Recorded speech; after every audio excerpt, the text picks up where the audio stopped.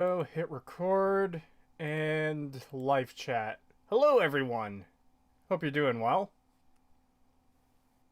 Hey, people, Setch here. Oh, hey, we started without any audio issues or anything this time. I remembered to record. It's on live chat. Wow, I think Yeah. this is. Hey, it took us 10 episodes, but we finally got it right. Amazing. Yep. So, One of the first comments in chat racism.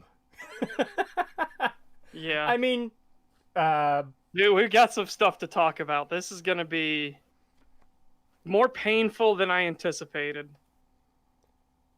yeah. I think that's a good kind of like buzz, like clickbait thing. This is going to be way more painful than any of us anticipated. Yeah, because that's the thing. When I first watched the show, I really liked it. I had some issues with it. I think we mentioned I on think, stream before that there were some issues on it, which was what kind of led to this. yeah. But, you know. Yeah. And it was funny, like, obviously my memory of the comics had, like, faded over time, like, quite a lot. Oh boy, going back through the comics for this, there are so many things that we've got to talk about with the show. Yeah, there's some big issues, unfortunately. Yeah. Yeah, and again, you try. Trust me, there's plenty of stuff we can dock the show for. Now going back through it again, there's plenty of stuff we can dock the show for by itself. But when you look at it with the source material as well, oh Yeah. my god, And it's really bad. yeah, and something we should say up front that changing things from the comic, we don't have an issue with changes alone. It's more the negative impact those changes have upon the characters and the storylines and stuff, you know? Yeah, I think we were talking about before, but it's like how in the Game of Thrones book, removing the entire Lady Stoneheart plot, because of that, Brienne has nothing to do in the show, so she just kind of... hovers around and fawns over Jamie the whole time, which is Yeah. fucking weird. Yeah. And because of the Lady Stoneheart thing is done, and Jamie's no longer trying to be fucking Golden Hand in the books, or like in the books, he just sticks around with Cersei, even though he knows Cersei's evil to him. But he's so whipped in the show, he doesn't care. Yeah, by the end of the books, he fucking despises Cersei. It's really interesting seeing his entire character arc.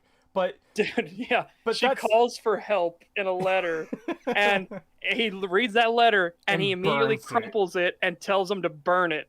He doesn't fucking care. He hates Cersei.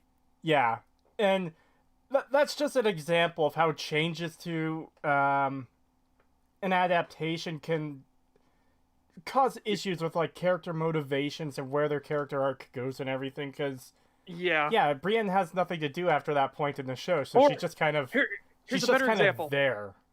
Here's a better example. By removing Jane Poole, Oh, when they removed Jane Poole from the show, it actually fundamentally fucks with everything that happens later on. Because Yeah. Jane Poole is actually incredibly important later on in the books. very important. Because let's just say Sansa ain't supposed to be a fucking Winterfell. Yeah. Oh boy. Yeah, oh boy. Yeah, so I guess we should start getting into this. So, first Yeah. impressions, I guess. Yeah. I don't really have much in the way of first impressions. I didn't read the comic first. I heard about it earlier in the year when my brother watched a trailer for it, and he seemed interested in it, and I thought, yeah, whatever. And a few months later, after it had been released, I ended up checking it out, and I binged the entire show in one night. I think except for, like, maybe the first episode or two. That might have been the night before. But Yeah. point is, I watched it pretty much in a sitting, and I fucking loved it. Aside from a few things I had issues with. To keep it short, I guess I would have given it, like, a 7.5 out of 10 on my initial viewing. When I rewatched it in preparation for the stream, that number kind of dropped a little bit. fuck. I'd say maybe like 5.5 after rewatching it, and there's probably room to drop more considering how much we're going to talk about today. Yeah, so when we get to the end, we'll definitely do our final like thoughts on it. Yeah. Pagan, if you would like to go next, we just keep going from left to right. Yeah. So I read the comic back in like late 2018, and I have not had a chance to refresh myself on it. And then I watched the show. I've watched it like 3 times now. First by myself, then a couple times with friends. Uh, Initially, I really liked it. Then after about the third viewing, I was kind of like, now that I think about it, a lot of this stuff doesn't make a whole lot of sense when you look at the actual comic, because I started to remember more and more stuff from the comics. I get some of the changes they made. Some of them are like I understand them, but I think they're really dumb.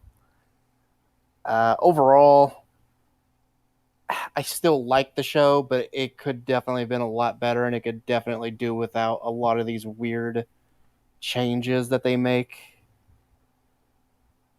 That's about my pretty much my whole take right now. What would you give it as a rating out of 10? From your initial things. Yeah, your initial and your current. So my initial, I would probably say like an 8 out of 10 when I first saw it, and then by the third viewing, I would probably say probably a 6. And ever since we've been kind of like talking about it and stuff, I'd probably say now it's probably sitting at more like a 4 or a 5. Okay, so I'm gonna be the total asshole here. When I watched it initially, there were little issues that stabbed me here and there, but I kind of brushed it off because they were throwaway lines. They weren't like important or anything like that. And I had read the comics beforehand, but way back in the day. We're like talking 2008 fucking era. So over time your memory kind of fades. You remember the big highlights. You forget a lot of the in betweens. And the show had the big highlights. In it. So I was like, yeah, this is pretty fucking good. There was one character, and we're definitely going to be focusing on this piece of shit, who kind of knocked me down to a 7 out of 10 as my initial.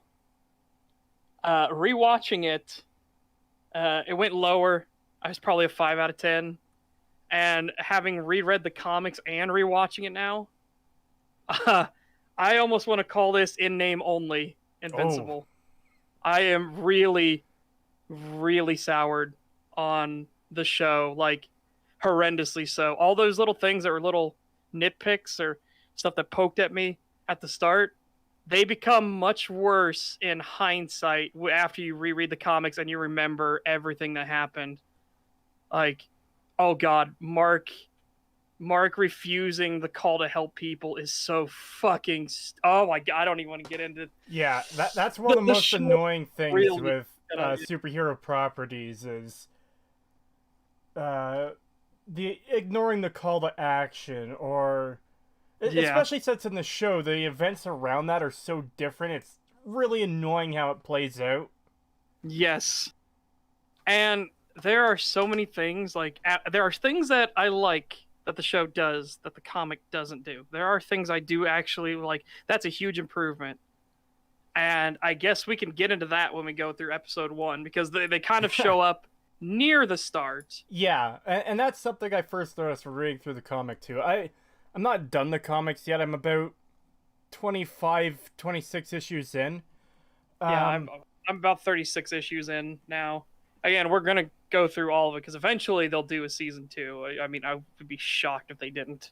Yeah, and we'll probably be covering that at some point too, because they can either save it now or it's going to get a whole lot more worse. Yeah, it's all going to revolve around a certain fucking character. Oh boy. And yeah. But yeah, it just... But There are yeah, so many issues that if we just even go with the show, there's so many fucking issues that it just, oh boy. yeah. And like I said earlier, the issues aren't that the show changed anything from the comics. The issues are how they changed them, where it's causing issues. It would be issues with the show regardless of whether the comics did it or not.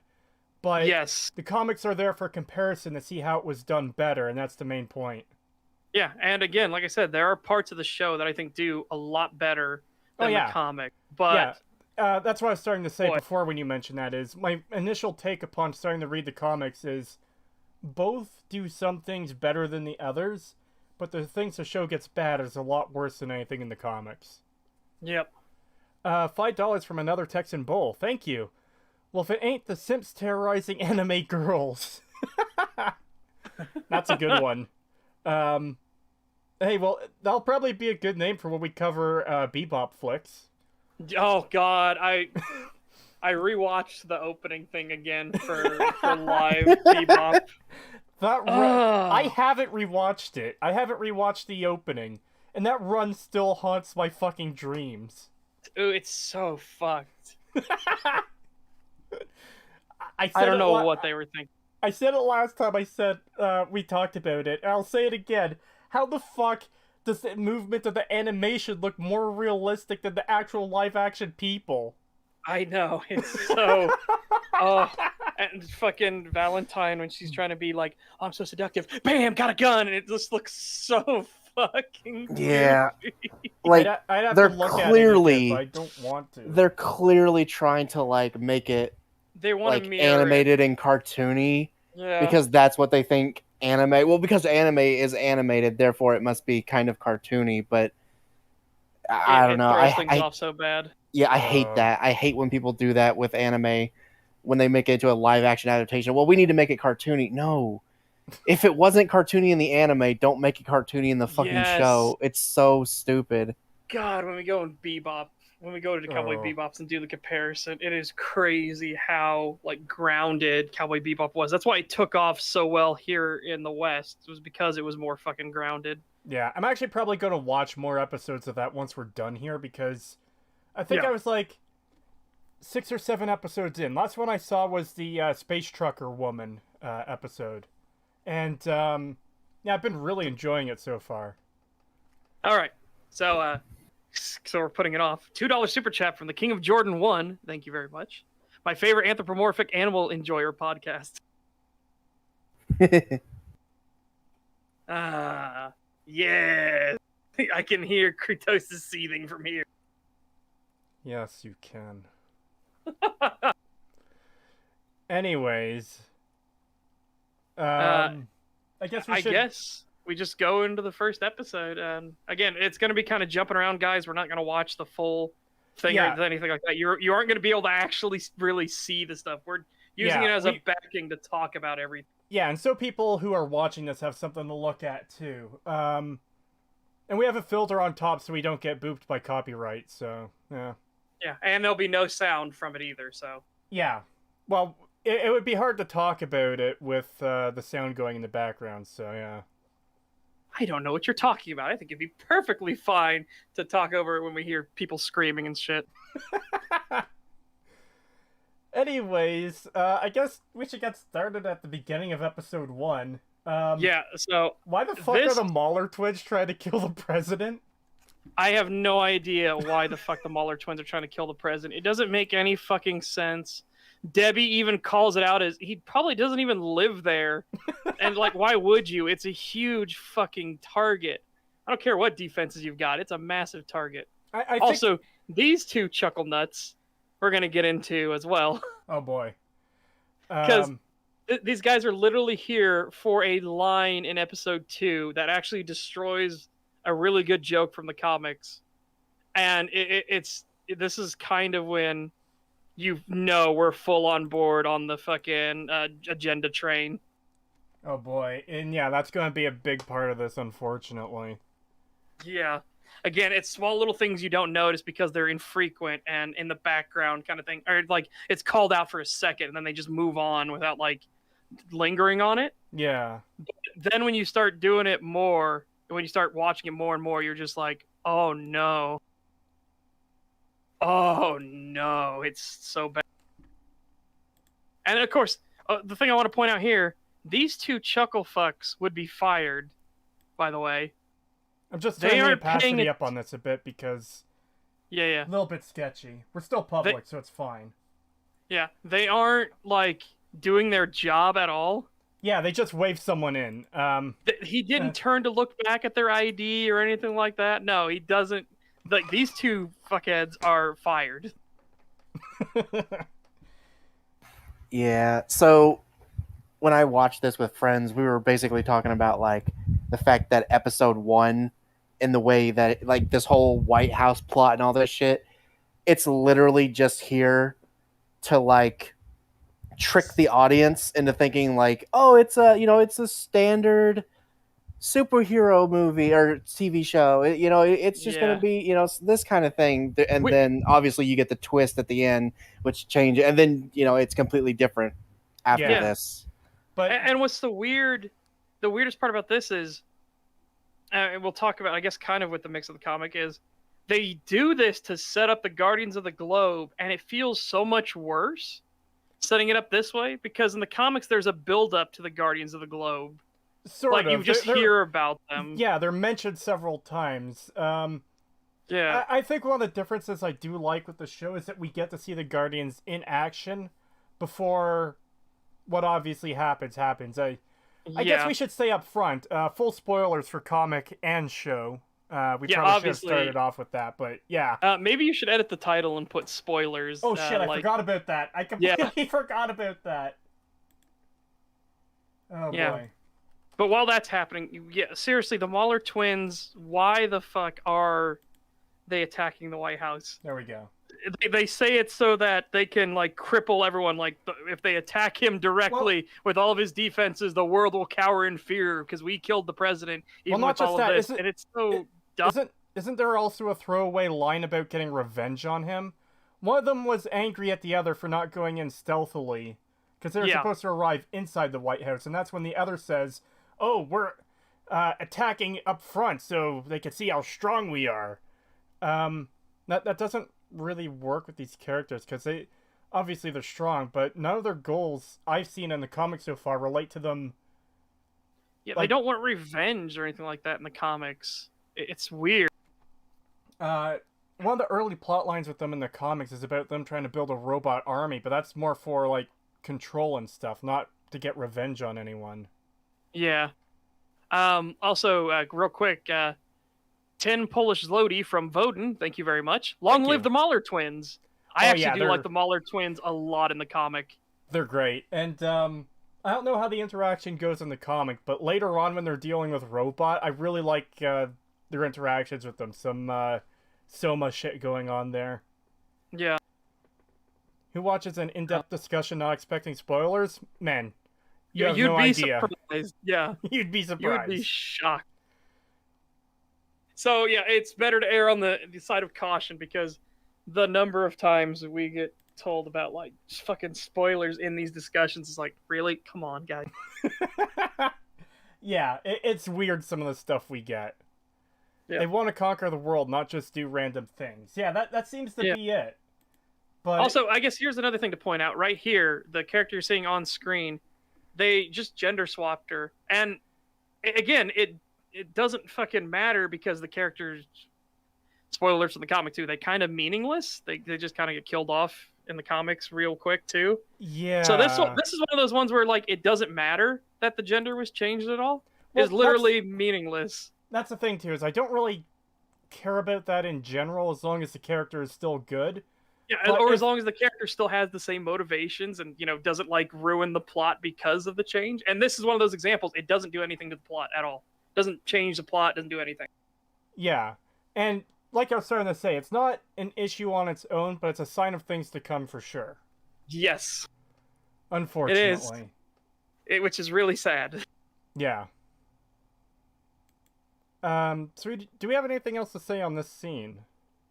Not especially. I mean, it kind of shows that the Guardians don't really trust Omni-Man. Which, I don't know. You That would have never killed really her. got That right there would have feeling. killed her. She'd be dead. Her neck would be broken. Oh yeah, that. That whiplash would be fucking insane. Yeah. Um, Momentum is a very powerful thing. oh yeah.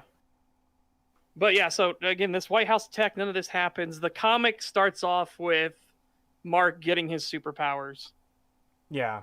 And like he literally is like throwing the stuff in the trash, and he goes to give it a toss, and he throws the trash bag in outer space, and he just looks up and he's like, "Sweet." Yeah. Yeah, the comics start off very simply. It doesn't start off with this big bombastic. Yeah. Well, like I said, it's nice to see the Guardians in action. It's nice to see superheroes trying to protect people and do damage control, like for the environment around them. Which the father will get it. Nolan gets into later. And that's a change I do really like in the show too. Not the one you're referring to. I know what you're referring to there. Yeah. When Mark deals with Titan for the first time. Yeah. Oh, that's a big one too. But then in the next, if you want to go to the next scene where it's they're at home. This is kind of another early warning that things are getting fucky-wucky, where they're going to talk about Omni-Man. I just noticed. It's Seance Dog instead of Science Dog for some fucking reason. Yeah, I thought they were different, but I didn't remember what it was in the show as I was going through the comics. Yeah, I have no idea why it's Seance Dog. I don't know why they made that change or anything like that. But again, this is kind of just setting up the family dynamic of how this family operates. They're very laid back and casual about it and everything. But one of the big changes is in the comic, Nolan is fighting a dragon that is terrorizing Taiwan, which is very China absent. now. Yeah, exactly. Which is very absent in the Amazon show because it would offend Chinese overlords. Oh, see, I said that as a joke. Yeah. I didn't even consider that. Yeah, I didn't even think about that. Because remember, if you don't call Chinese Taipei, you are an enemy of the People's Party. So does that mean they're gonna fuck up Duplicate's origin too?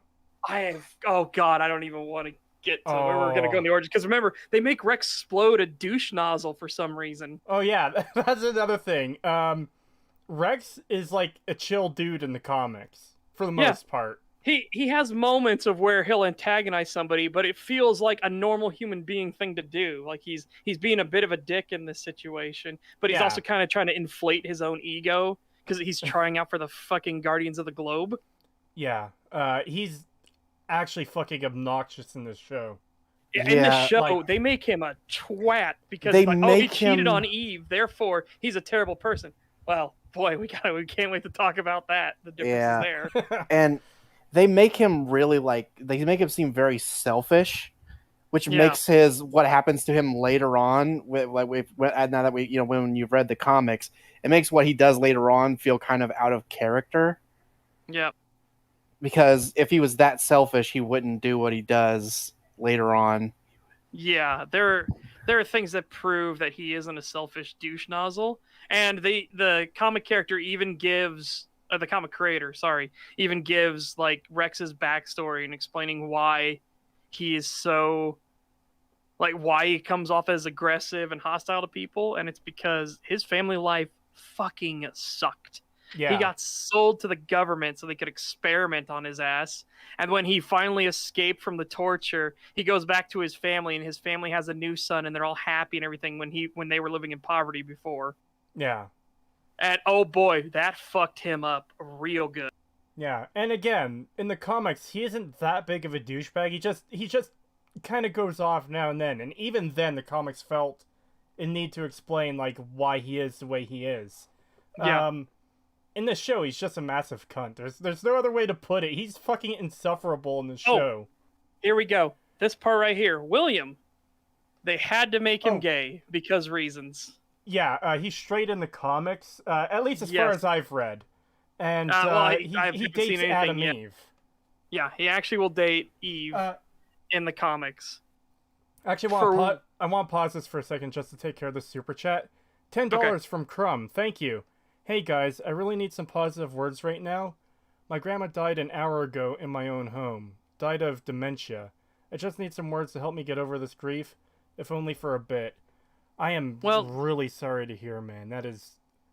Yeah, and just reach out to other people, Crumb. Again, if you're doing that already, just reach out to other people. People will be there to support you. They'll understand. Like, everybody. Okay, I guess I shouldn't say everybody. Everybody's experienced loss, or at least everyone I've known has always experienced loss. So they'll be more than willing to give you a pat on the back, hold you up high, let you know that, hey, things get better from here. Yeah. I am really sorry to hear that, though. I know what it's going through, Yeah, or what it's like to go through losing a family member. losing family members. Yeah. So It genuinely, is all the tough. best, man. It is tough right now, but don't worry. You are a strong person, and you will get through this. Yeah. And just reach out to, as you said, it's your grandmother. Reach out to the rest of your family. They'll be experiencing the same thing you are. Reach out with them. Give them a hug. Go out and get some food.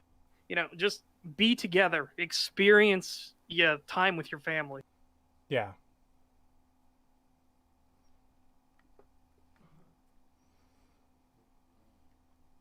Yeah, that really sucks, dude. I'm sorry you have to deal with that. Yeah.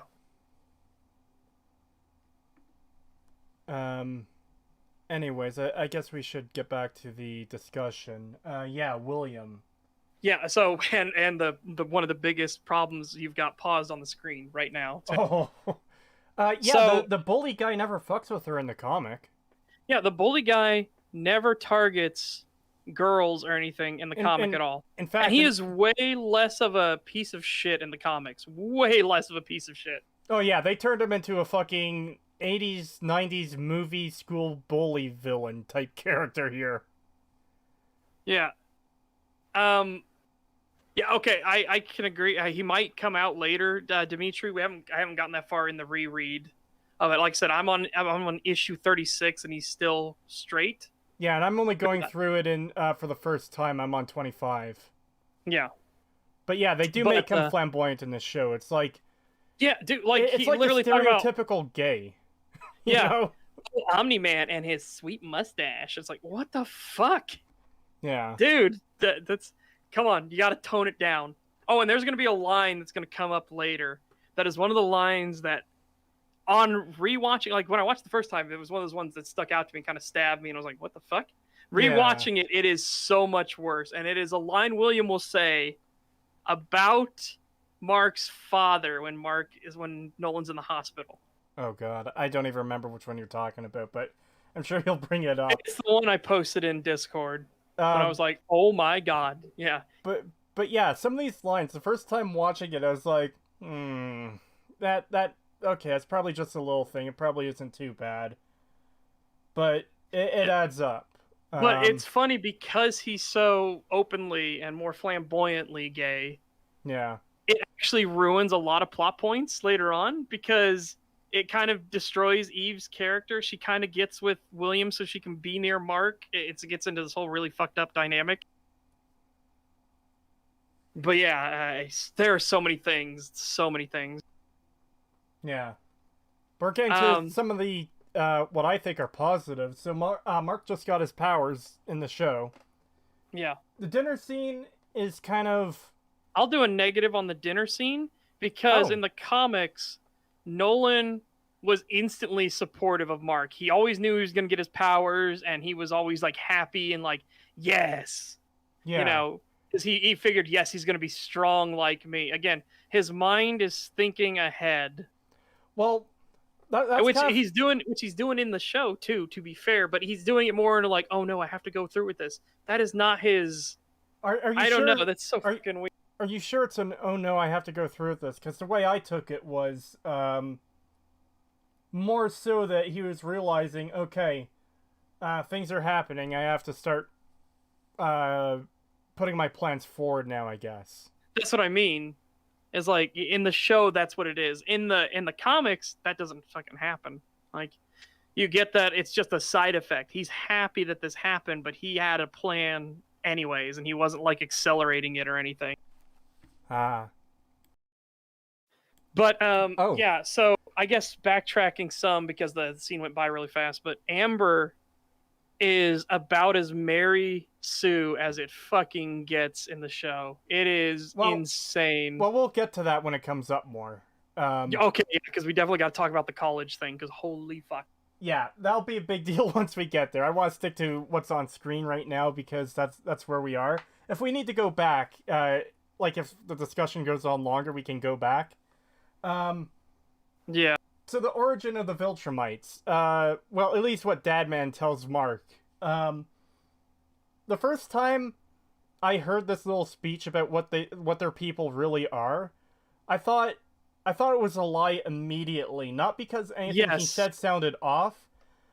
This is going to be really silly. The word Viltrumite just sounded so fake as fuck that I thought, okay, this guy's fucking lying about something here. I didn't think that would be the one thing that was true.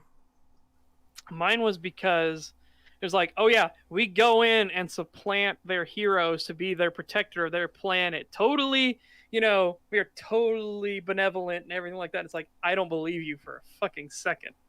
However, in the comics, it is way more set up that the reason they do it, why they did it, they created utopia on their world. This is his words about the lie. Yeah. They created utopia on their world, and then their entire council voted unanimously so that they don't stagnate and they don't fall away from this utopia, spread outwards and try to help uplift others so that our minds can keep being busy, so we can keep working with our hands, so we can keep doing projects. Because the moment we stop, we're going to start regressing. So that made a lot more fitting sense.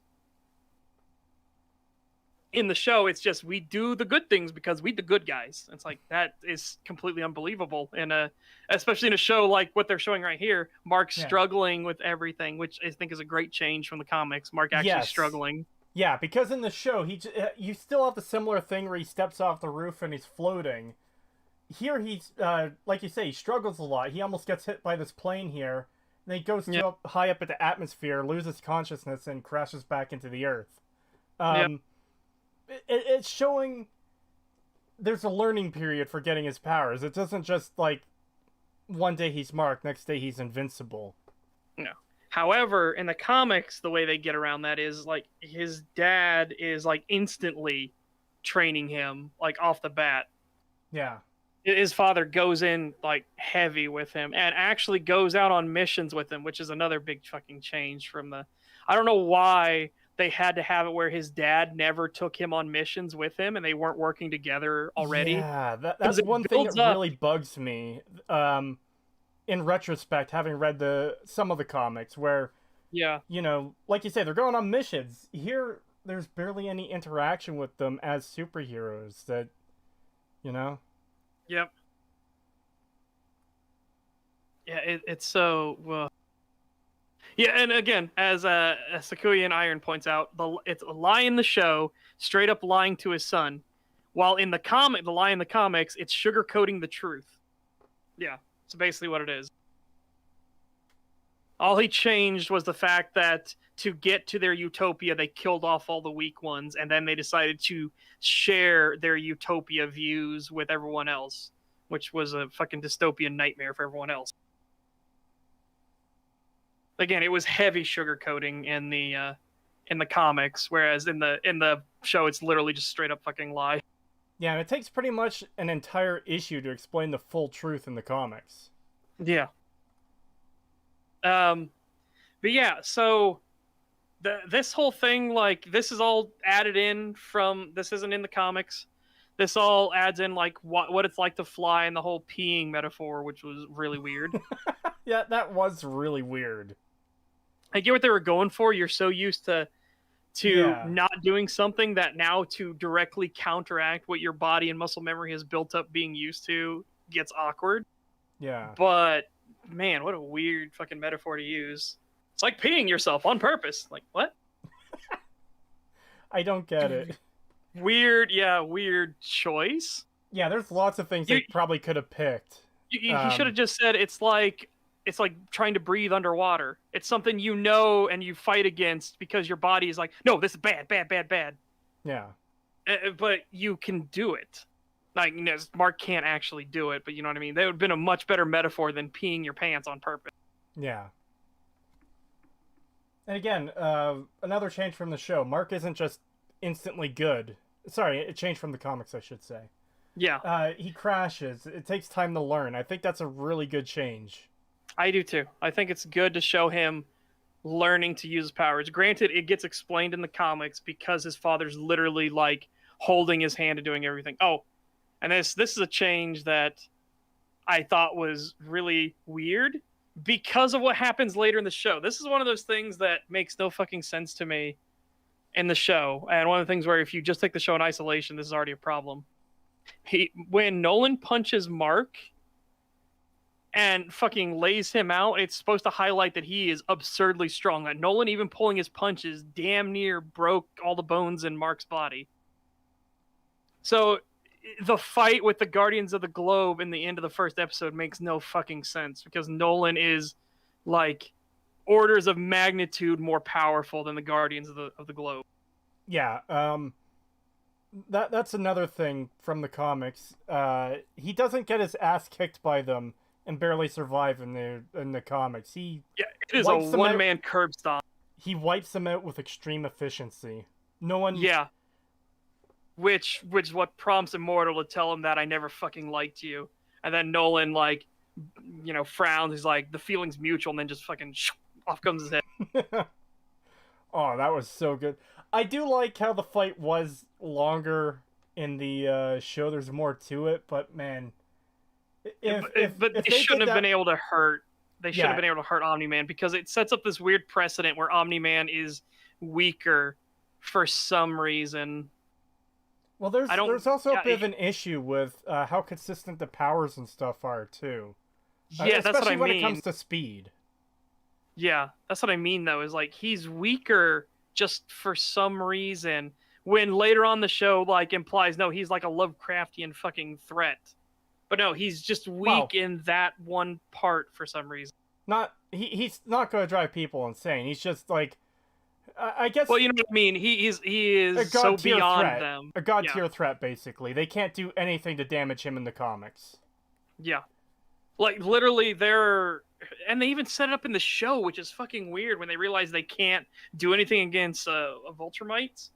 Yeah. They're like trying to do all this weird stuff to be like, how can we kill him and stuff like that, and it's like, what a weird thing. Oh, coming back to the bully again. They made him a cartoonishly evil, like, character in the show. An 80s, 90s, typical, stereotypical fucking high school bully. Well, and that's the weird part is going through school in the 90s and the early aughts, this was not how bullying went down, ever. This is like insanity level of bullying. The bullying in like the 90s and early aughts was, they might take your backpack and like throw it over the banister, so now it's downstairs and be like, haha, go get it, fat ass. Yeah. Stuff like that. This is just fucking weird. And again, they do it because they're trying to set up that what Amber does to him is totally justified. Amber fucking blackmails him to show how much of a piece of shit she is. She blackmails the dude with his own nudes. Yeah, that doesn't come up in the comic at all. She she Amber's just gives Mark a note. Yeah, Amber's a good person in the fucking comics, so she is like evil as fuck in the show. Yeah, they change characters to fit around the changes they made to another character, which is what I hate so much. It's like, well, we're going to fuck this character up, so therefore we need to do stuff to these other ones to make it look less horrible. Yeah, less horrible. Amber's a totally unempathetic, sociopathic, gaslighting piece of shit. We got to make the bully be worse. Yeah. We got to make the bully be much worse, so it's totally justified that she's doing these horrible, awful things, though you can't really justify the things that she does to Mark. It is fucked what she does to Mark in the show. Yeah. Pretty much irredeemable, I think. Yeah, and then in the comic difference here, Mark, he doesn't really know what to call himself yet, but he's winning this fight pretty handily, which kind of gives him an ego boost, and his father comes in and is like, you're going a bit early on this, don't you think? Yeah. Because his father wants him to pace himself in the comics. Yeah. However, I do like that Dad Man comes in and says, like, there's too much collateral damage here in taking this guy down. I do, Yeah. again, it's something that I like is brought up. Because Yeah. a lot of superhero properties don't even seem to consider it. Yeah, Yeah. they just hand wave it away, and they're like, "Oh, look, we have people that clean it up. Yeah, they it's have no big cleanup deal." crews in the comics. They always call out cleanup crews. Yeah, it's mentioned numerous times, but what I mean is, you could have taken these guys down without all the collateral damage you did, which... Exactly. Yeah, that's Which what I'm Mark saying. I never gets- liked the Mark idea gets of better just at like, it in the comic. He does get better at collateral damage control in the comics. yeah. I just don't like, how in other properties they do that. That is like their excuse. Like, whenever like one of their own superheroes like basically destroys an entire block when they didn't really need to, and it's never brought up. Fucking Man of Steel. Oh, my Yeah. god. They just Oh, that don't movie. say anything, and I'm just like, okay, the excuse that there's people who clean it up, that doesn't mean that they probably want that to be happening. Dude. Yeah. Like, come on, like at least try to avoid doing shit like that. Dude. Also, if I recall correctly, after this is when they start going on their first mission and when they first meet the Flaxians. Yes. Let me make sure I get to that in the comics. Yeah, well, No, there's where he's going to. Do you want to bring up the comic pages yet? Is there anything we need to bring up from the comics yet?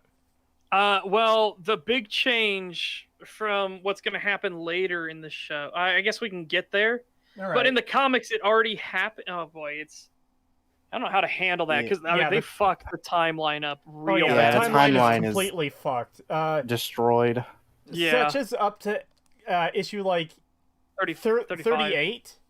No, sorry, 36. I'm up to 36. 36? On the And he's still encountering stuff that's happened in the show.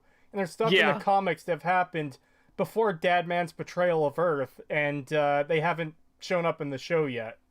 Yeah. Like, oh my god, there's a part where we're going to have to talk about with the whole funeral and everything, too. Like, that is completely fucked. Yeah. Yeah. Yeah. I'm so worried about how they're gonna handle the Flaxians later, because knowing what that leads into, Well, in the they're gonna show, they're gonna handle it so bad. Oh boy. Yeah, the show fucks up the Flaxen thing because in the comics, this is once Mark gets his suit, Dad and son go out on a mission together to fight the Flaxians. Well, it's not that they go out on a mission to fight them. They're already hanging out and doing missions. And then they stop for lunch. Then they get called to deal with the Flaxians. Yeah. Sorry, that's what I should say. Do we need to bring up the comic pages for that? I think maybe. I gotta find the right one. I've earmarked some of the ones we gotta talk about. It's issue 3. Well, just to go back to the collateral damage quickly. You mentioned Man of Steel. I didn't see that when it came out. I didn't even know that movie was out at the time. It was a few years later where I saw this clip from some movie. I didn't know what it was called, but all these buildings were falling down and like all this insane destruction. Then I found out it was a Superman movie. And I was just thinking to myself, what the fuck is this? Yeah. It is insane how much damage is done in Man of Steel. What the fuck is this shit? Yeah, okay, so yeah, they're at the, it is issue 3, page 13. They're at the hot dog stand. Nolan gets a buzz on his pager, and he takes off, and then he comes back to me, he's like, I'm gonna need your help on this one. And then, boom, they both go off. You said issue 3? Yeah, issue 3, page 13 is when they get the call. Okay, I have to go through this page by page until we get there. No, you on the top right, you can do the drop-down menu and do page. Yeah. You said it was 13. Yep, page 13. That's when they're eating. He gets the call. Whoosh! They both rush off. All right, let's get this up. So again, the Flaxians are introduced very early in the comics. And not just that, Mark and Omni-Man, Dadman, are out doing missions together, which is, to me, pretty significant, you know? Yep. And And then, of course, the next page, it shows them actually, like, just when they do the initial thing, and they're like, whoa, what the fuck? Yeah. Because the invasion is in full fucking effect. So again, in the show, it's the teen team that shows up to fight these guys because reasons. Yeah, but that's at the Omni-Man end. just wasn't there. That's at the end of episode 2 or 3, so I think we'll end up coming back to that. Yeah, there are a lot of things we're gonna have to talk about with this. It's a bit of a mess untangling all of this too. Yeah, just because the timeline is so fucked. Yeah, the timeline is literally like a ball of yarn. The timeline is so fucking just wrecked in the show. No, it's not a ball of yarn. It's a pair of earphones in your pocket. Oh no, it's Christmas lights. Christmas lights, yes. Oh my god, yeah. Untangle your Christmas lights. Like, oh no. Oh god. But yeah. So God, there's so much we're gonna have to talk about. But yeah, he gets a suit. He has the talk with by the way, the talk with his mom. Yeah. Really fucking good. Yes, I love this part because Mark's practicing and obviously still failing, but he has that moment where the power's going to his head and she's like, man, you've got school tomorrow, go to bed. And he's like, make me. Yeah. And just that is a great change from the comics. I'm fully on board that change. Well, not just that, the discussion she has with him after the fact too is like, does that make you powerful? Does that make you feel powerful? It's not, does that make you powerful? Does that make you feel powerful? Yeah, sorry. Knowing that I can't. And it's like, oh, that's such a good line. Yeah. And even the pause there, too, because she's just like, those few seconds of her, like, taking it in, like, did you really just fucking say that? What'd you say to me, you little shit? But then they have that, like, real heart-to-heart, and, I forget how it ends, but he says something like, I'm glad I have my normal, non-superpowered mom, and she's like, yeah, I'm glad I have my asshole son. Yeah, I'm my glad to have my asshole son. He says, I'm glad to have my powerless, everyday, run-of-the-mill mom, and I love my asshole son. Yeah, it's so perfect. Yeah, but the most important part is the part on screen right now where it's like, you don't have to be the best superhero ever. You just have to be the best you. And that's like just in general, a really good message. Yeah, and again, it's obvious. Again, this helps kind of explain even more why Nolan actually does love humanity. Which what he doesn't want to admit to himself, and why he struggles so much in the comics and the show to tell Mark what he did. It's because he actually does love humanity. He came to respect them and then care about them. So he's gone native basically, and he doesn't want to admit that. And oh boy, there are so many changes we're gonna have to talk about because they make Nolan super fucking insanely evil. Oh, which is weird as fuck. Yeah, we've got a lot to talk about there when we get to it. It's gonna make it a lot harder to reconcile later, like it does in the comics with what he does here. Yeah. Again, killing the Guardians of the Globe, you realize that he's just doing his mission. When we get to that point, we talk about what fucking changed in the thing. Oh boy, there's so much. They make him so much more evil in the show, which is weird. Yeah. It really doesn't fit.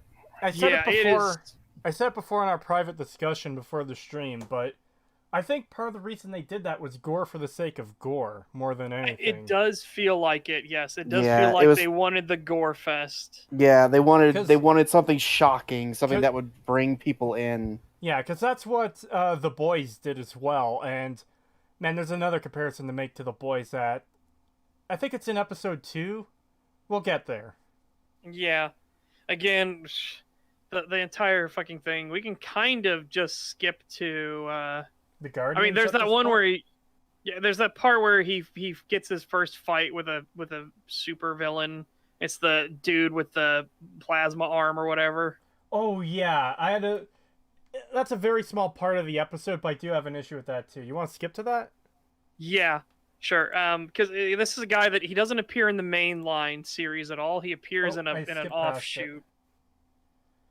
No, you didn't skip past it. Well, no, You're I still going. skipped to the Oh, middle hold of the on. fight. Yeah, that's fair. Yeah, there's a slight delay for you. So, I'll try to skip ahead just a little bit more so we get to it. That building has a hole in it. Look. Fucking kill cannon trying to tell the cops, like, stop shooting at me and fuck off. I just vaporized that building. So yeah, I haven't seen this guy in the comics at all yet. So again, He doesn't appear. He doesn't appear in the main line. He's in an offshoot comic. It's not even an issue that he's an entirely new character. Oh, you said an offshoot? Yeah, he's in a standalone off the side. Oh. He's not in the actual like mainline comics. Well, I don't even have an issue with him showing up here as long as it doesn't break anything. But my point is, Mark just punched him through a fucking building. Yes, Mark is doing collateral damage after his father just told him. Like a complete motherfucker. Like, yeah, building across the side of another one into the corner of another. That is way more collateral than you need to take this guy This down. bit really pissed me off when I watched the show. I was like, Dude, why is he doing all this? You literally could have curb stomped him straight into the ground. Yeah, exactly. I'm like, why are you throwing him into all this shit and doing all this? Yeah, it's so fucked, especially after the talk with Dadman in the show. Again, this is one of those things that's a show-only issue, but kind of like points out like a lot of the issues in this show. When you start really thinking about it, it's like all of this is fucked. Let's do this super chat real quick. $50 from Final Twin. Thank you very much. Hey, Stag, just finished Metroid Dread, and on my birthday, no less. When I was hit with the thought, Fallout 4's plot was done better by Super Metroid on the SNES with next to no dialogue. Bethesda Sub-Zero intelligence. Really? Yeah, the original Super Metroid was to find the Metroid baby. Oh, I'll have to play that at some point. Yeah, I don't doubt that it was done better. Fucking Tetris has a better story than Fallout 4. Yeah.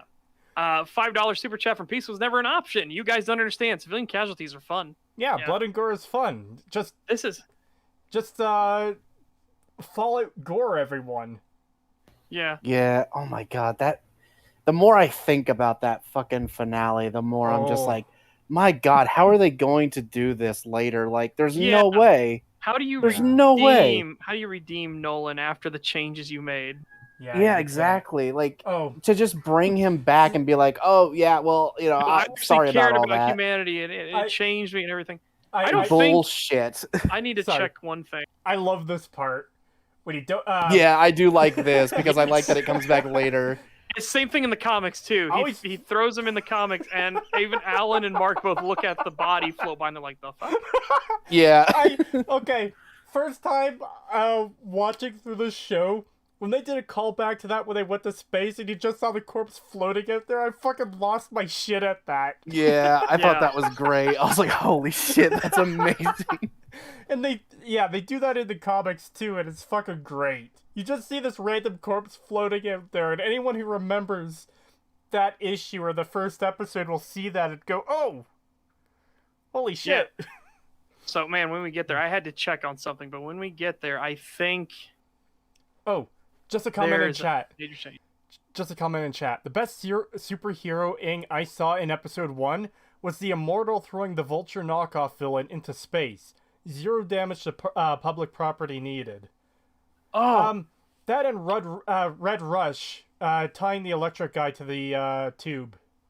Yeah, so he can't use his electrical powers, and he uses wiring. So again, the electrical powers can't come out. Yeah. Wasn't Immortal the one who said, like, when all else fails, throw him into space? Yes. Yep. He says it in the comic.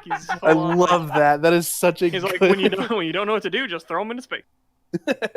At Creetosis, civilian casualties are an acceptable loss. Sorry, are acceptable losses. Some shows seem to think they are. It's really weird. Yeah. It's more than just an acceptable loss at the end. I mean, he's actively like doing it. Like it's not just an acceptable loss. He's literally like, yeah, I when want this we to gotta wait till happen. we get there. It is so fucking. Oh, it's so bad. Yeah. Madvocate did a video on Red Rush. It's pretty good. I'll have to check that out. Yeah, but it's funny because that whole thing of like when in doubt throw him into space gets brought up again and again. Like Mark will even comment to some guys, they're trying to take down this guy who like super jacked himself on trying to get the miracle thing, and he goes, "Man, what would we do without space?" The other guy who's another superhero, he doesn't know Mark or anything like that. He goes, "Man, I hear that." It's like, what would we do without space? It is a good way to take villains down. Yeah. Oh. This part here, the Batman guy, Darkwing, he ties these two guys to, like, a tube again. And yeah. When I first saw this, I was hoping we would get a shot of this city and just a couple of skeletons hanging there, because Darkwing died and never came back for them. But in the comics, he actually says he called the police to collect them. I don't think they do that in the show. Yeah, because the whole thing about Night City is that there was a supervillain named, like, Midnight Magician, I think is the name. Yeah. And they suicide bombed the city to cast a curse that keeps it in it's perpetually midnight. Like, it cannot move on. If you go a few miles outside of town, it suddenly becomes day. Like, it's a snap of your fingers. You step over a threshold, suddenly, bam, bright lights. And so the government has just kind of evacuated this city. Yeah, it's a the only total people write-off. here, yeah, the only people here are people that are desperate, which breeds a lot of fucking crime. And then we get to the big scene at the end of... Also, here's the other thing. In the comics, it's Immortal that they think has called them there, and in the show, it's Darkwing for some reason. Yeah, I don't get why. Again, it's a meaningless change, all things considered, but I don't understand why they think why make that change. Yeah.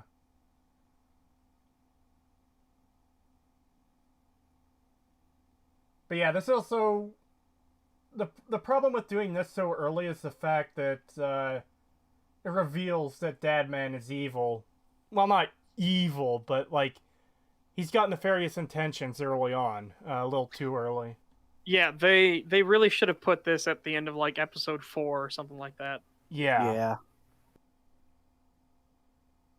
And Yeah, again, and like this should not be an even fight. Yeah, No. that's what I was about to say. I was like, this really like puts a hole in a lot of the storytelling later, because it's like they're struggling so hard in the show to figure out how to defeat him, but it's shown here. It's like if you just hit him enough times, he'll die. Yeah. Again, it just doesn't make any sense, because even by the show's own thing, when he's literally taking off, when he's literally like fighting elder gods and shit like that, he's totally fine. Yeah. But here, for whatever reason, these people that are way, way weaker than he is getting whooped on. Like, the dude just has super speed, man. How is he punching... How is he punching Nolan so hard he broke his ribs and is making him bleed? Yeah. And this shit is just so fucked on so many levels. Yeah, like we said earlier, he completely demolishes them in the comics with no effort. Yeah, it is cold, cruel, and calculated in the comics, which is what makes you take him way more as a serious threat. Yeah, because he's taken so much damage, we know that someone with enough strength can take him down. And since most of these heroes, aside from Martian Man, are from Earth, then it stands to reason that with the right combination of heroes, you could take him down absolutely. Yeah. Yeah. It's so... It Especially undermines him in a weird way. Woman just did to him. Yeah. Like, he's barely holding his own here against some of them. Well, Fish Dude didn't stand a chance, but... Yeah, no, Fish Guy was fucking pointless, but... And here's the other thing that bugs me. Martian Dude gets incredibly pissed off here, and that little ball on him, it rotates around. Why... If that's what is going to kill him, then why wouldn't he keep that out of Dadman's reach? Yeah, why not put it on Yeah. his back and then Because keep it yeah, there? it's constantly moving around there, and that's why he was able to get a grip on it. Yeah, look, it's just so fucking dumb. You're just like, Oh, "Nope, dead." and they also removed the line of "I never trusted you." Instead, it's "Why" or something like that. Yeah. It Yeah, like they're it's trying to make it more sad almost, like we Yeah. did trust you, we loved you. yeah, Like immortal especially when you get into his backstory. He, of course, when he said, "I never liked you," it fits so much better for immortal. yeah. Yeah, like Dadman barely survives here. He just passed out, so like that No, weakens see, him considerably. your whole thing of strength equals speed plus mass. No, that's the force of impact. He doesn't have enough mass in his hit. He's got the speed, but he shouldn't be able to hurt Nolan. Nolan is ridiculously strong. Like things that are way more powerful that don't even put a scratch on him. Oh yeah, like the actual fucking Elder God he fights in the show, the Yeah. squid dog giant monster thing. Yeah, that for the Yeah. fucking government revives to fight him again. Not, Oh boy, not again, there's just so well, much. he shit. didn't kill it. He only knocked it out in the show, but they also pumped it full of drugs and other enhancements to fight him in the last episode, and it still doesn't do the damage that these 7 did to him right here. Which Yeah, is it's so insane. weird.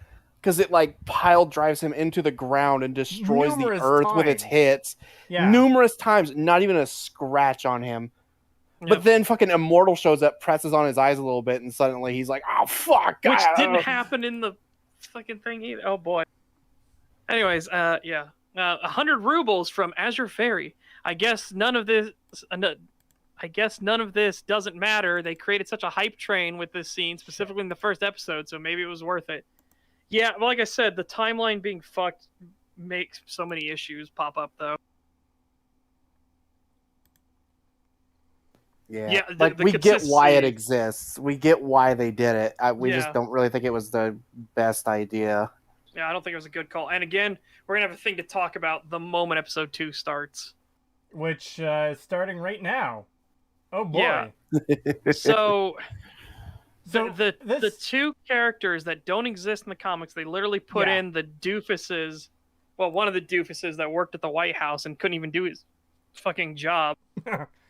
And he was put in here solely. Well, it also destroys one of my favorite jokes in the comic. But he's put in here solely so that he can say, "Oh, the current queen may be a nice lady, but she comes from a long line of tyrants."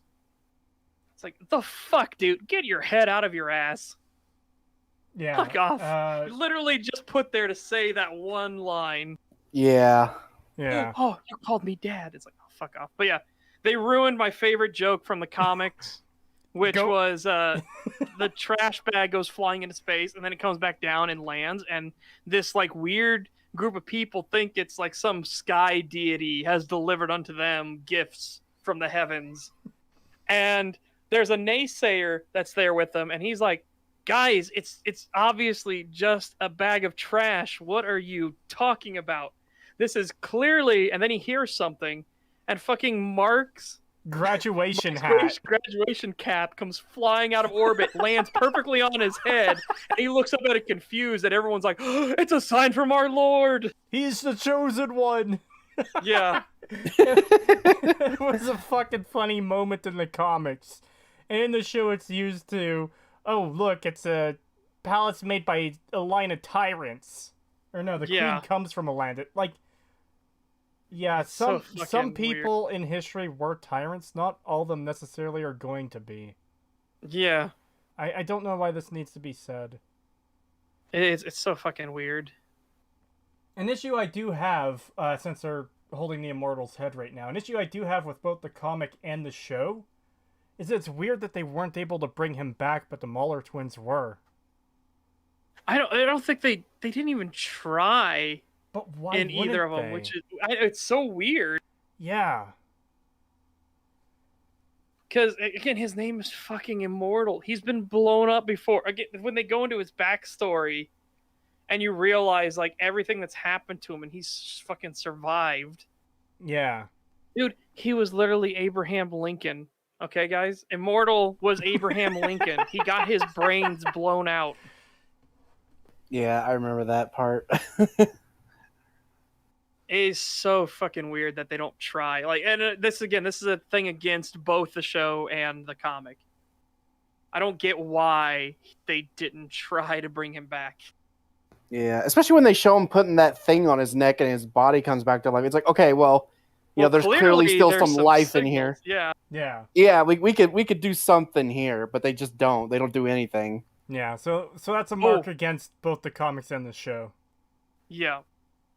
Sounds like you're starting to say something there. Because I know what scene we're getting up to. Because they're all depressed that he's in the hospital and everything like that. Right. They're gonna talk about they're doing everything for him, and then the Flaxians show back up. Well, they haven't shown up yet, but they will. And yeah, none of this happens in the comic because Dadman doesn't get his ass beat by the Guardians in the comic.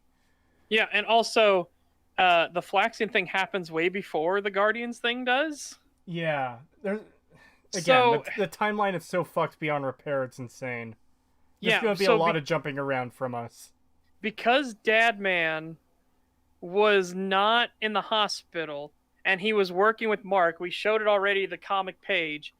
After they beat the Flaxians, it was only a short time for them. The Flaxians had years. They perfected the technology. Oh, They pop out of a portal and they kidnap Nolan. should They I just straight should I kidnap get him. that on screen? Yeah, let's do that. That's a good All right. that's a good thing to show, because in the show, Nolan goes into the portal and then maliciously Oh, that's right. commits genocide. Well, we'll get to that when we get to that, but I forgot. There's this entire plot line in the comics of someone. Page 23. Yeah, I got there.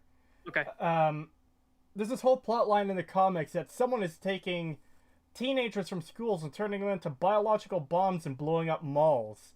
Yeah, or Dad- any public area that's like public areas. A Dadman realizes this, and they head to a mall. And there's not enough time to get any answers from him. He throws him into space, and that's when the Flaxians come back and take him. Yeah, the very next page, he's like, what the fuck? And then the Flaxians literally just pop in, whoop, and they kidnap him. Yeah. Again, he doesn't make a conscious effort to go to their universe or their reality. He gets fucking kidnapped. And then when he explains what happened, like, yeah, I guess we'll get there when we actually get to the thing in the show. boy. But it's very different. Again, this whole thing, because the show has already replayed its hand that he's a bad guy. Yeah. So- yeah, I think Yeah. that reveal has much more impact if a few episodes have gone by. Yeah, especially because it has way more impact in the comic, because he just seems like your normal, average, good guy in the comics. He seems like he is Superman. Yeah. Just reading a comment in chat, they dropped the whole bomb plot, which I would have liked to see. That's the thing, we don't know if it is dropped or not, because it could appear in season 2, or Because even again, the season timeline 3 or is something. the timeline is fucking everywhere in the Yeah, show. so just to give an example, the mission to Mars is after Dadman leaves Earth. It's not before. Yeah. Like, there's so many changes, it's unreal.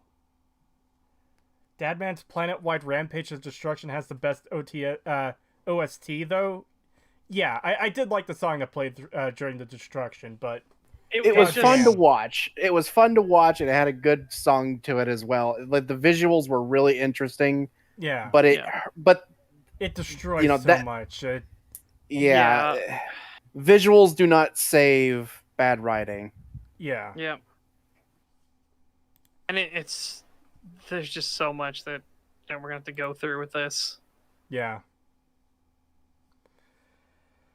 Like, because again, this was kind of when what sets up in the comics is this is when they're trying to figure out who all is who's guilty of the bombings and everything like that, and it's Robot that does it, because it's kind of highlighting in the comics Mark doesn't know how to be a detective, Yeah, he's not... which plays an important role later. Yeah, he's not the brains of any operation. He's the muscle. Um, No, it's not that. Again, this isn't one of those. It's not a good adaptation, therefore it's bad argument. That is not the argument we're going for here. The problem is because they remain faithful to different aspects of the adaptation, but because the timeline has been so fucked around, it makes no logical sense in the show itself. yeah, a lot of character motivations and even some of their personalities are changed entirely. It's not Yeah. that. It's not that again, adaptation isn't faithful, therefore bad. It's the adaptation isn't faithful, which is leading to issues, and those issues are bad. yeah. Like, Yeah. you can change it as much as you want. I am totally down if this would have been a thing inspired by the Yeah. comics. Yeah, However, keep in mind we've already praised at least a couple of things that the show did better than the did comics. better, yes. Yeah. We're fine with there being changes, obviously. And obviously I think most like when you transfer stuff from like books to the big screen, you need to make some changes. When Yes. you do literally nothing, it typically doesn't work well. When you just word for word remake something, it just does not end well for the most part. So there Yeah. should be changes. It's just Oh, don't make boy. really stupid ones. We're coming up to the big one. This Yeah, might be we're- one of my only times I'll ask you to put the audio on screen so people can hear the fucked up thing that gets said. If you can find if you know what exact part it is, let me know. But Yeah. It's when William is trying to get Mark's attention.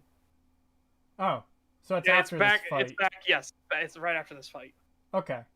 and yeah, the hospital visit afterwards. I should. By the way, it's going to be something we'll have to say a lot whenever we're covering these things. We'll have to deal with it with Bebop flicks and fucking whatever else. But yeah, things aren't bad just because the adaptation is different. That's something Yeah, we're going to have to say it's, so many times. Again, if they had changed more things, they could have made it work in this case. Unfortunately, they didn't change a lot of things, and then the things they did change actually go counter to the motivations and characterization they show in the actual show, which gets fucking weird. We're gonna have to talk about Robot breaking people out of prison. Okay? Oh boy. Yeah, that's gonna be a big one. I just want to get this comment quickly from 010 Last.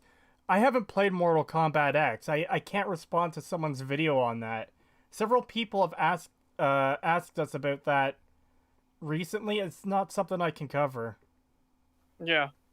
We also didn't miss the super chat. It's just there when you got a discussion going, you don't want to just cut the flow immediately. We'll get to the super chats as they come in if we can, but if we're in the middle of the discussion, we're gonna hold off. Yeah, so I guess we'll just do it now. Oh no, I had a brain fart. €2 super chat from Lord Odin. How you doing, furry fap?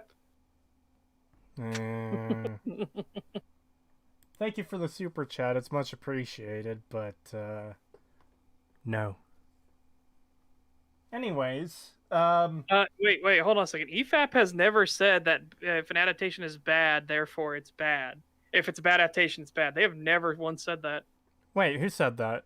Oh no, they said comparing adaptations isn't a bad thing, which is why I completely agree with EFAP that it's totally fine to look at the thing in isolation because you shouldn't need material outside of it to make sense of things in the universe. The reason we're comparing the comics to the show here is because there's a video we want to talk about that might do this. Yeah, we have a video to cover if we get through this. If not, we'll do it next time, I guess. But yeah, I very much agree with them about the whole adaptation. The thing should stand on its own merits. I entirely agree with that. Yeah, because I watched Hill House because of their coverage of it, and I really enjoyed it. And that's one they used as an example numerous times, is that the show is completely different from the books. Yeah. So, yeah, oh boy. We're still there. We're still on Creetosis end. We're still at the Flaxian battle to kind of show that they're out of their depth. Well, look how long it takes for them to start aging, too. That's something that I found weird is that this battle's been going on for quite a while now. But later times, as soon as their protection from the time stream is gone, they just immediately start crumbling. So look at the way that just happened. They were totally fine, and then all of a sudden, like it's like they aged 50 years in a second. Yeah. It doesn't make any sense in this. Like the moment it happens in the comics when they start aging, they are already out of there. They're like, oh fuck, they're gone. Well, not just that. I think Mark and Dadman even comment that, hey, these guys are getting weaker somehow. Yeah. And that's why they end up fleeing. Yeah, well, boy. Also, this moment, too, where Mark tries to save this old grandmother in that fight in here, it's showing a real care for the people, and I think that's a good addition, too. Yes, I agree, but the comics didn't really need this addition because you could already tell he actually really cared about people. Yeah, that's which is true. why he doesn't have that moment of I don't want to be a superhero, which he does in the show for some reason. Yeah. It's real weird. Yeah. But then again, Cecil also like tries to recruit him at the like goofiest fucking time in here. Again, the timeline, the motivations don't make sense because of the timeline being so fucked. Oh boy, and here's that part you were talking about. Yes. So this is the only one I will say. Turn up the volume on this. Let's see if I can get exactly. Are you okay, my dad? When he starts doing my dad. Well, I can't hear it on my end, so I'm not going to be able to tell. I'll tell you when I'm watching it. Well, I would say pause it me. now. Yeah, I'd say pause it now since I'm delayed. Okay, yeah, Will still looks concerned there. Yeah, I'd back up a bit and then do the audio for this. I don't know how much we're going to be able to get away with. This is literally, we just want to hear one line. But are we already past it? Yes. Oh. He does it like almost immediately because he does my dad, he got attacked. Says, what? You're kidding? Oh God, you're not kidding. Is he okay? What happened? He's in the hospital. They're doing their best, but it's messed up, William. He's really hurt. Jesus, Mark. I'm so sorry. Did they catch who did it? No, not yet. And then immediately after this, no, not yet. Oh, well, I'm not that far then. Let's see. Are you okay? My dad, he got attacked. Okay, I'm just going to skip ahead. So, this is one of the big changes where I'm just like, what the fuck? William, he's really hurt. This is kind of where you start seeing the ideology come in full effect. I'm so sorry. Did they catch who did it? No, not yet. Oh, VLC froze there for some reason. Speaking as someone who's been attacked in this stupid city, I'm here for you. Whatever you need. Oh, You wanna that talk? line. I'll listen. Yeah. Speaking as somebody who's been attacked in this stupid city, I can relate. I'm here for. It's like, the fuck you can, son. Dude, as far as you know, a regular old man is in the hospital, beat within an inch of his life, and you're trying to relate to that by saying your Fifi's got hurt. Yeah. Fuck Yeah, off. that's fucked. Did That's you get totally it because he's fucked. gay, guys? That's why he gets attacked in Yeah. this Well- stupid well- city. Are we sure we know he's gay yet, or is he just someone who's flamboyant? Because I don't think they actually say that right away. I know in I think the next episode he's like openly flirting and hitting on the dude. Yeah. That's like trying to show him around college. Yeah. And he just straight up admits that, yeah, they had sex at the fucking park or whatever. Oh. Yeah. This is a line that was added for really stupid reasons. Again, this is a death by 1,000 paper cuts thing here. This is not this is the smoking gun thing. This is one of those changes where it's like, what? Yeah. Yeah, it's This just is- really fucking stupid. Like, as a gay person myself, I just find this extremely, like, how dare you put that on the same level as someone who's been beaten to an inch of they're literally in the hospital, they may not make it, and Yeah. you're like, oh, I got called a mean name. Yes, as somebody who's been attacked in this stupid city, it's like, what the fuck? Another Texan Bull in chat. He is aggressively gay. Yeah. That's the best way to describe it. To be fair, being attacked can mean anything from Fifi issues to being mugged and beaten in an alleyway. Because William doesn't look like a person who can stand up for himself. Yeah. Yeah, that is fair. I will give that as a fair, but they don't go into anything about him being attacked. He doesn't mention mugged or anything like that at any point in the show. And even that still would not compare. Like, oh, I got my stuff stolen from me. You know, like that doesn't compare to someone being in a fucking hospital, literally on the verge of death.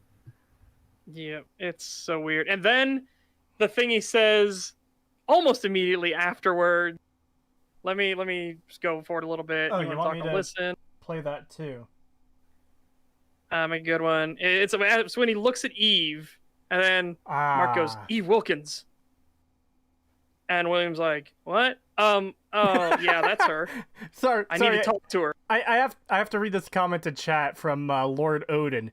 Pagan, are you trying to tell me you were not attacked daily in the Trumpenreich? I'm shocked. I know, right? Yeah. Dude, that's the weirdest thing. I don't understand where, like, it's one of those things, like, you're in especially supposedly the red states are really bad for it. And I'm like, never happened to me. I don't know what you're talking about. Don't get me wrong. I had shit happen to me, but it was when I was younger, not during like Trump stuff. Nothing like that. I had issues I didn't even with have it when I was younger. I did when I was younger, mainly from my own father, but there were some people like in the town I live near that were very like Bible thumper douchebags. I literally got grabbed by my hair at one point and dragged off my bike because I was playing with other kids. Yeah. And then what William says there that's coming up, you and all the other straight boys within a 10-mile radius. It's like, what the fuck? Yeah. Why is that a line? I just want to get this comment from Papa G too quickly. For me, it's too vague for me to have opinions on. Well, the thing we're kind of getting at here is it's more signs of what's to come. These are like a red flag sticking out of the ground, like one of those things they use to denote like a pothole or something. That you ever seen those tiny red flags? It's one of those, and it's just building up. Yeah, there's gonna be more. It's not just this ones. one thing. It's not just this one thing. There's gonna be more. That's the thing. It keeps building up, and it keeps there's more and more and more. That's like, I remember becomes my a favorite problem. joke from the comics. The whole, can you take me flying? Oh, this is so gay. And Yeah, it happens again when he forces Eve to fly him around when they're boyfriend and girlfriend. She's like, Yeah. This is so gay. Yeah, that panel fucking broke me. That was so good. And it's another callback that's like several issues between each other. Yeah. And then it happens a third time when Mark is flying Titan, and Titan is starting to say, "This is so," and Mark says, yeah, I know. Yeah, I know. You don't need to say it. It is so good. But yeah, Amber's entire existence is kind of what instead of being the red flag, it was a red flag already when Amber like was a super strong person and like fucking nut kicked somebody it's totally against what Amber would do in the books. Or sorry, in the comic. Yeah, in the comic you don't see much of her early on, but she's comes across as like a normal person. A normal person, she's a normal. Sweet kid who doesn't seem to want to hurt anyone, you know? Yeah. And again, you can do this whole thing. This is one of those adaptation things. It doesn't matter. You can change Amber all you want, but her character in the show is openly evil. Yeah. Like, she's a really horrific human being. Yeah, and this is one of the problems so that weird that modern they made media her so evil. Yeah, modern media really does not understand how to portray like women for the most part anymore, like strong women. Like they clearly wanted to do. They changed her race and all this because they're like, oh, now she's an independent, strong black lady. It's like, but your depiction of an independent, strong black lady is someone who blackmails people, attacks them, is Gaslights manipulative. people. Yeah, it's like You know, that's you realize how that's not good, guys. has a horrible motivation for what she does to Mark. I mean, Yes. like you are not portraying this in a very good light, which just shows like you really don't understand how people work. Yeah, it is one of those insanity things. And boy, if we do get to that video, I cannot wait to talk about that. Oh boy. Did you want to get especially the pinned comment on that video? Did you want to get the line about Amber with audio? No, Or the no? one about Eve. I guess we could. Sorry, Eve. Yeah. Yeah, because it's another one of those. I had Like, to what restart a weird VLC. line. I had to restart VLC because the visuals froze. Yeah. But yeah, it's such a weird I need to fucking talk. line. Irregardless of what the line further means, one, it's highlighting, his preferences. But other thing, fucking you and all the other straight boys in a 10-mile radius. Like, what? Who would say that? Like, realistically. Yeah, I don't know. That seems like a weird thing to say. Yeah, they're Yeah. really going ham with it, which is another problem that of like they don't understand people. They're just making these like really overt stereotypes as like character writing, and it's really weird and like awkward. Yeah. I want to get to what another Texan Bull said in chat. The second Amber realized that Mark was invincible, she should have just gone up to him and the two have a talk. Not this petty, you lied to me. Yeah, it's Dude, it's the terrible. flinch. We'll Yeah. be getting to that. We'll be tearing that the fuck apart when we get to it. Holy shit.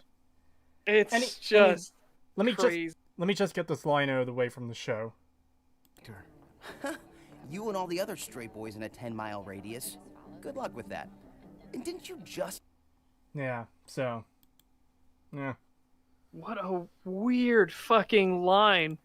Incredibly weird. I get it. You're flagging he's gay. You're flagging it real fucking hard. It's like, I'm not sure he could be more of a gay stereotype if they tried. I know. The whole like his mustache looks great. So again, he's openly flamboyant, and now like the whole attack thing, which again was a red flag for me. As people said, there are scenarios that could be brought up, but they don't do anything like that in the show to be like, oh no, he actually meant he literally was mugged or something like that. And also, So you can only take it as what the weird fucking messaging always is, and then it's like, well, here's the other thing. Would there really be that much of a prejudice for gay people in a world where like with superheroes and shit? where No. supervillains are constantly like destroying cities and trying to kill people and Where people are like transformed into different beings altogether, and you know that there are like Yeah. monsters in society. This is one of those weird things that I don't understand. In In fact, fact, if anything, you'd probably see more prejudice towards anyone who, who looks like a monster? well, not just looks like a monster, but anyone who might show signs of being, a hero, or well, not a hero, having powers. Yeah, I would expect more of like what the X-Men went through. I would expect more Yes. of that. Yeah, actually, that's perfect. And it's weird that there isn't. The comics kind of bring up that people have kind of come to accept these things because the heroes aren't a new thing in this reality. So they've kind of come to accept it. So they've already gone through all those trials and tribulations. Yeah. But yeah, there's a lot of weird fucking things that don't make any fucking sense. Yeah, when and that you makes start, it even like, more going into weird because it's like if they already went through the trials and tribulations of accepting people like this, then they definitely would have already gone through the gay thing, like way long ago. So that makes no sense. Yeah. Yeah, it's really weird. Oh, they're always going to be discriminatory. We're just saying that the discrimination would go from things that are really petty to things that are more obvious, like I'm a normal human man that can fit in normal human clothes. You are a 10-foot tall werewolf. You are bad, evil, fuck Yeah. you, doggy. You know, it would become more of the blatant, discrimination. Yeah, and it wouldn't be like his like Will's statement about like this city. He wouldn't be blanket stating like the city. He would just say like some people. He would just say like there would be individuals. But the way he says it, it implies like no, everybody is a fucking bigot. Because that's the time we're living in. It's that kind of thing. Which sorry, just doesn't make sense. I want to get to something quickly. This just happened on screen. Mark and Eve are talking about their powers, and they're looking around as they're doing so to make sure no one is around them in this show, which I really like because in the comic they're in a hallway. The comic, they're in a hallway full of other school. I shouldn't say kids; they're teenagers, full of other people. Students. Yeah, full of other students, and they're like just casually talking about having powers and being superheroes and doing shit. So that's a good change there on the show again. Papa G says, Creetosis, I agree to an extent, but are you saying smaller discrimination wouldn't exist anymore? Not at all. You'll have the fucking weirdos, but it won't be to an extent of where a guy is saying, in this stupid city, as if to say, like, it happens all the fucking time, and, like, he's getting triggered constantly. Yeah. So, again, it would be a bunch of fucking weirdos, but again, the ones that would be discriminatory would have bigger fish to fry. Yeah. And to go back towards your point, Creetosis, in the comics, they just kind of hand wave away that they're being careful, which you kind of have to in the comics, because I get they don't want to like do multiple like new pages of them like looking around. There's that one joke, and we have to show it if we can remember which issue it's in. Because, God damn, it's that classic. Yeah, it's the Science Dog one. Let's see if I can find it. There's the one where he can't breathe. Anyways, wait, no, I think you already have it posted in the Discord. Let's scroll up. Oh, yes, I'd rather get the whole page, but I think you did do the whole page, I think. All right. At least I recall. Yes, you did. You did the whole page here. Okay, yeah. All right, give me that link. Oh.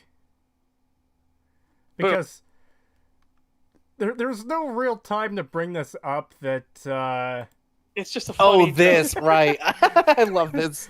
Yeah. This was great. This is a classic. So I had seen this fucking page completely out of context several years ago, and I'm like, God damn, that is funny as fuck.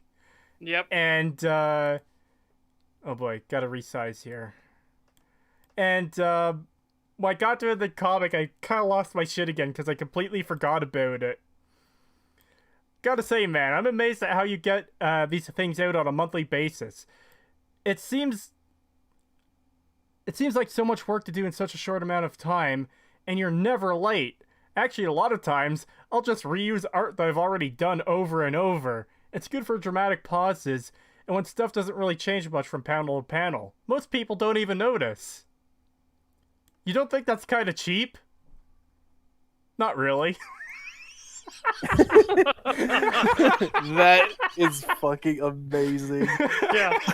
And it's funny because once this happens, you start noticing it. If you go back in other pages, you'll notice like oh yeah, the characters are in the same poses, the sky is the same and everything like that over and over again. It's really fucking good. I noticed that several times even before this page, but I noticed it happening a lot after too. It's fucking hilarious. Yeah. It's a good self-burn. It really is. Anyways, I think we're coming up on the next Flaxian attack. This is the aftermath. This is them meeting with the devil detective. Oh boy, I got a lot to say about him. Yeah, we'll have a lot to say. This is where they find out the time streams work differently between the Flaxian's universe and ours. Yeah. Which is something that Nolan just immediately thought of. He's like, oh, it makes sense. They're aging rapidly. Their time stream must work different than ours. Like, again, he's got this shit on lockdown. Well, I think it's what makes this a weird change to me. I think it's kind of fair that they don't know what it is immediately because they did just kind of crumble up and die. You don't know if they've got some kind of virus or something either, right? Yeah, that's fair. Or maybe our atmosphere doesn't completely agree with them. They can survive it for a few minutes, but then it starts to wear them down or something, you know? Yeah. Gotta find a new segue then anyways. Well, you know, it happens. Anyways. Yeah.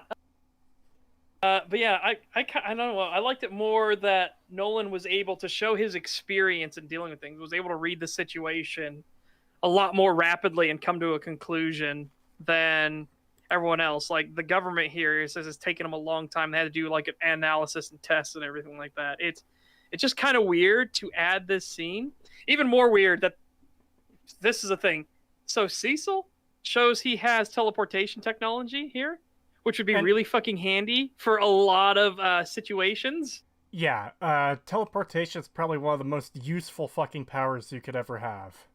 Yeah, and again, it's not really a power, it's technology, but oh my goodness, there are so many things that could have been done with this teleportation. And I know in the comics they explain it's super fucking expensive and it's really hard to do. In this, he's literally like walking and they can teleport him so they can hit moving targets with and everything. There are so many things that this fucks over. Like in the show, when they show that they have teleportation technology and they can use it on a whim really fast.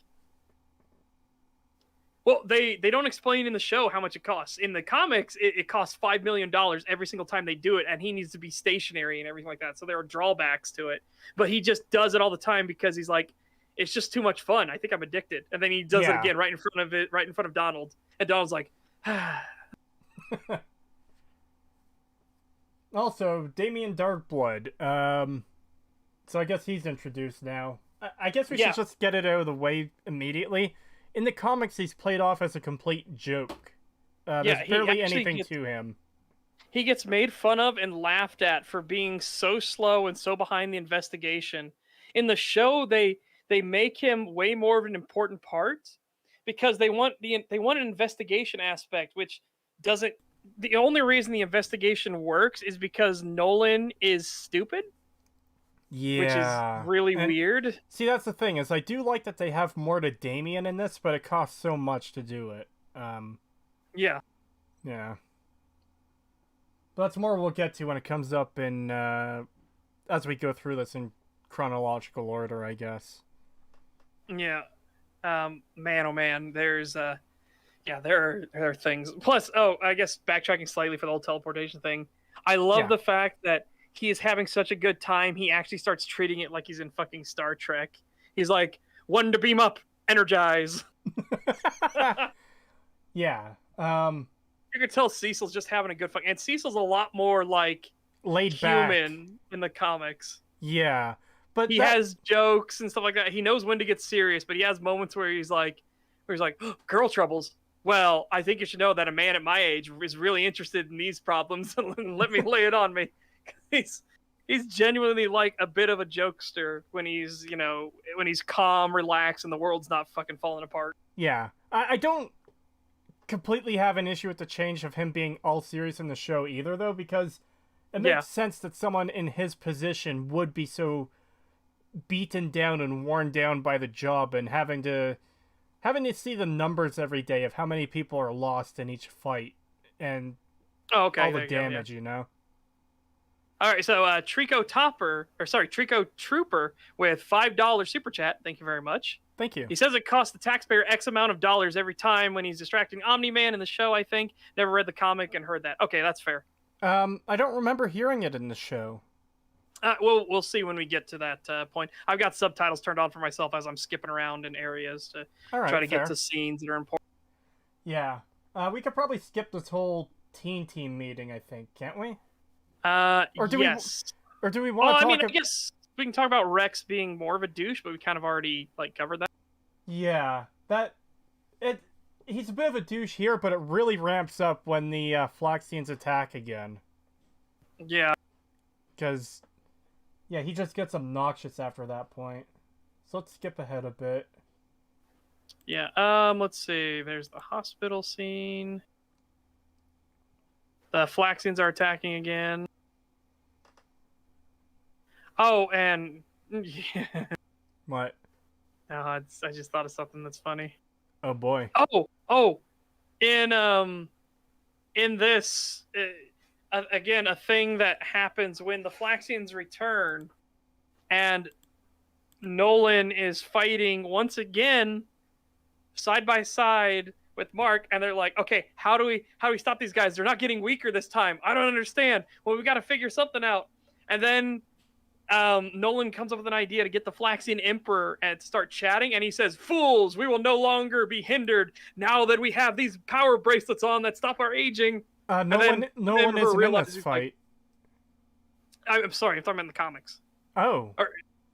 Because remember, they do the thing where the Emperor gives away that it's the bracelets. He straight up tells them it's the bracelets, and then he has that pause a moment of like, and then the rock comes flying across and shatters it on his arm, and he's like, "Oh poop!"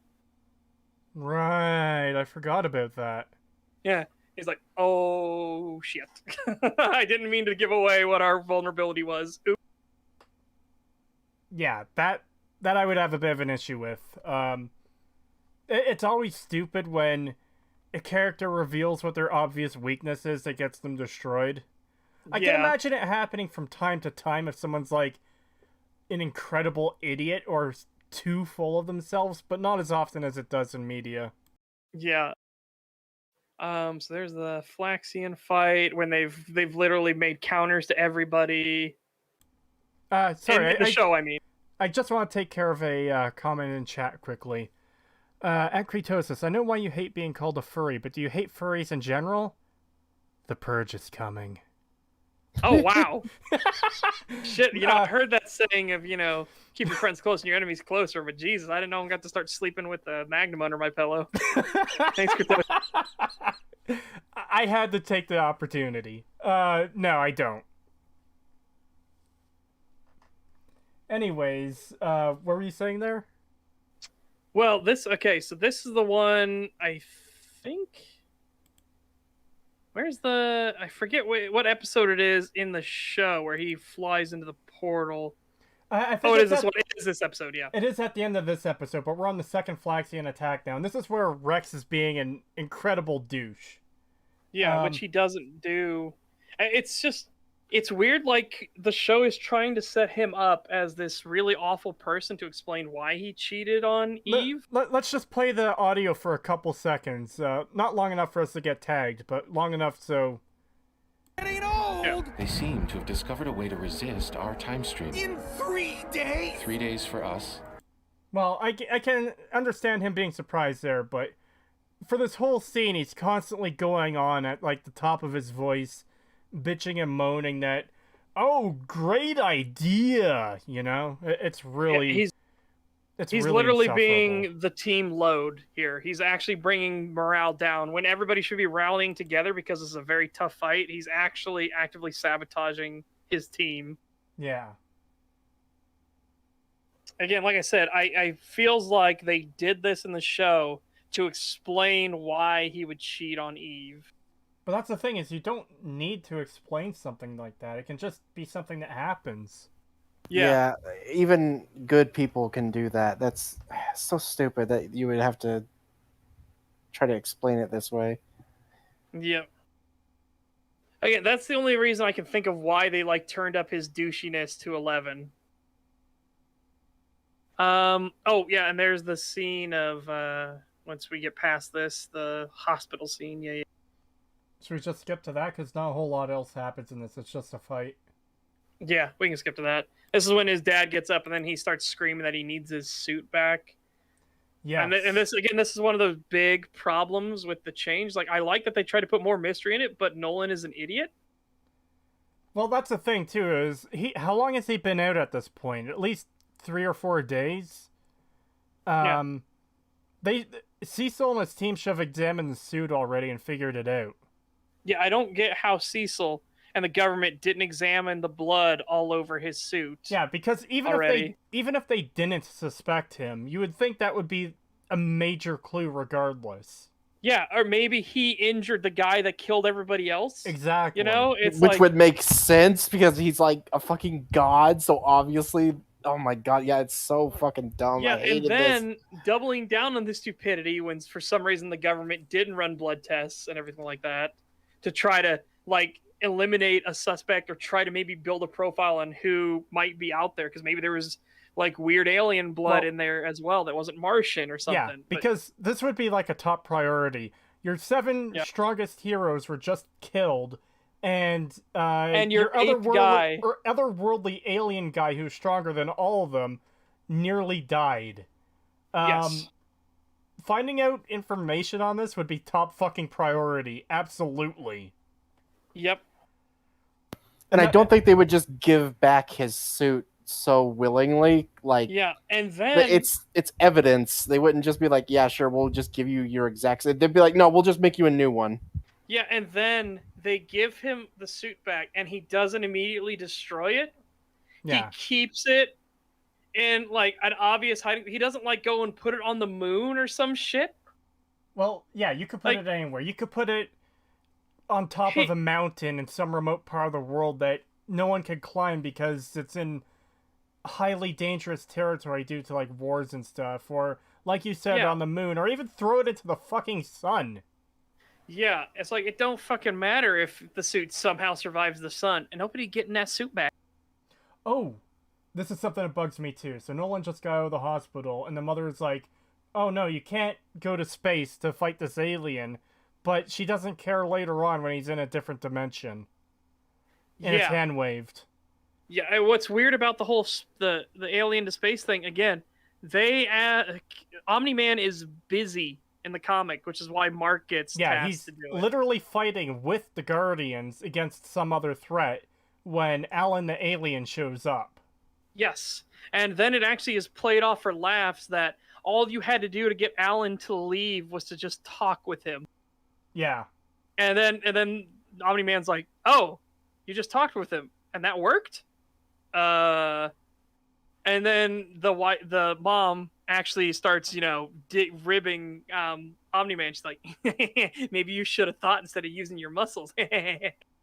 Yeah. Well, I think that happens like- in both the comic and the show, doesn't it? I don't remember him saying like, "Oh, you just talked with him and it worked." Hold on. Oh, I'll find out. I'm skipping ahead to that point. 199 from Spark. Thank you. They didn't suspect Omni-Man because he had his passport. Is that Oh, a God. Half-Life VR AI reference? Yeah, apparently. I haven't watched it though. Can I see your passport? Why do I need Okay. a fucking passport? Okay, so he goes back to Earth after he sees the view. He's like, "Wow." Cecil just shows up, and then it just goes to the next day at school. Yeah, they don't bring it up at all. Really? Yeah, and then it goes into I was sure they did in the, okay. yeah, no, they don't. Huh. I fought them until I passed out, woke up in your hospital. That's it. Yeah, and then here Cecil is like giving him the fucking third degree. It's just so weird.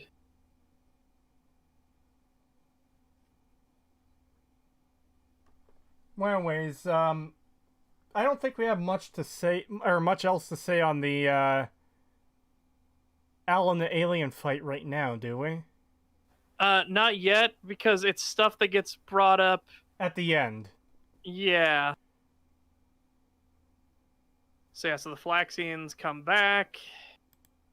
And that's the fight we'll need to focus on, because that's when, Dad Man... Oh, hang on, wait. Oh, Before, right after Alan the Alien, this is when it gets revealed that Amber is blackmailing the bully to make the Oh. bully give her phone number to Mark. yeah.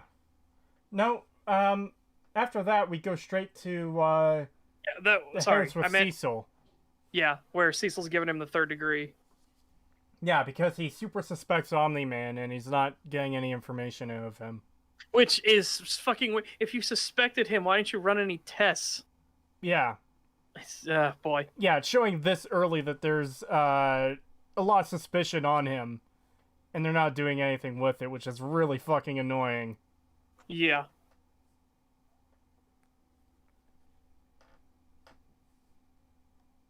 Again, this is one of those. It doesn't matter that it's an adaptation; it's different from it. Like in the comics, Cecil's taken completely off guard, which is why he feels so much more guilty because he hadn't done anything because he didn't Yeah. fucking know. But here he suspects him, and because Omni-Man was still present at the crime scene and knocked out and had blood all over his uniform, the only conclusion you can come to is that Cecil, Donald, and everybody that works for the government are stupid, and not a single one of them actually ran any tests on any of the blood or looked into anything. It is so fucking stupid. It is. Yeah, and then here's the bully. Yeah, the blackmail revealing that he scene. got blackmailed. Yeah. Yeah. Because our strong independent woman has got to resort to illegal methods to just get someone to hand a phone number to someone else. Like, what the fuck? Here's the thing, though, is if she wanted, she could have put it in his locker on her own, or she or just walk up to him and talk to him. See, the reason, yeah, like she does in the fucking comics. Well, in the comics, she does give him a note as well, but yeah, but she also it's, turns and kind of like flirts with him. She's like, "Yee," and then she walks well, off. it's done because she's like shy about meeting him. Yeah, because she has a crush on him. Yeah. But yeah, then we go into the Flaxing Fight, and this is the one where again they're getting their ass whooped. Dad Man shows up and single-handedly saves the day, and then he flies into the portal. Oh and boy. This is a big problem. Yeah. Again, they make him villainous because we already know he's a villain, so they kind of have ramp up his villainy. So he commits genocide on this other world. Yeah, and in the comics, we don't actually know what happens on the alien world. He gives his own telling of events, but we don't know how true it is. Yes. And if we go by his story, then he was their prisoner for a while. Then because that's what that gadget they put on him, it suppressed all of his abilities. Yeah. In fact, and I can he was a slave. He was a slave working in the mines and everything like that, and then he led a slave revolt, and the rebellion scientists finally built a way for him to get back to Earth. His Earth, I should say.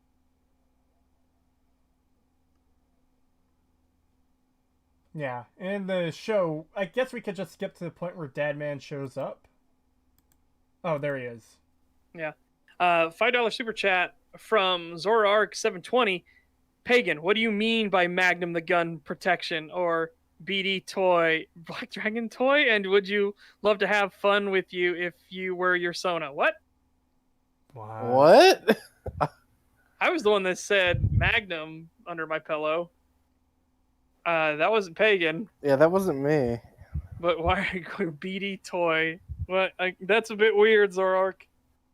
Yeah, what the fuck? I don't even know what the hell the comment is trying to say. Okay. So anyways, this whole thing... And this is also an issue for power levels, too, because in the comic, he has trouble with them on their first fight because there are so many of them. Here, he just kind of fucking plows through them all with a little effort. Yeah, and then he's shown like taking out and destroying an entire world easily. Yeah. An entire world. It makes a point of him destroying their entire civilization and doing as much damage as possible. Yeah. Oh, but it's weird. Again, this is one of those it's one of those just things that, again, this works against him in the show because now we know he will commit genocide on a whim, which goes against his characterization. Again, it's one of those ones where it's like, that's a bit weird. A little more than a bit. It is a huge issue. Yeah. This is, like I was saying before... This is a show-only, like, thing here. So it's one of those, like, because they've already revealed he's a villain, now they're just making him even more villainous.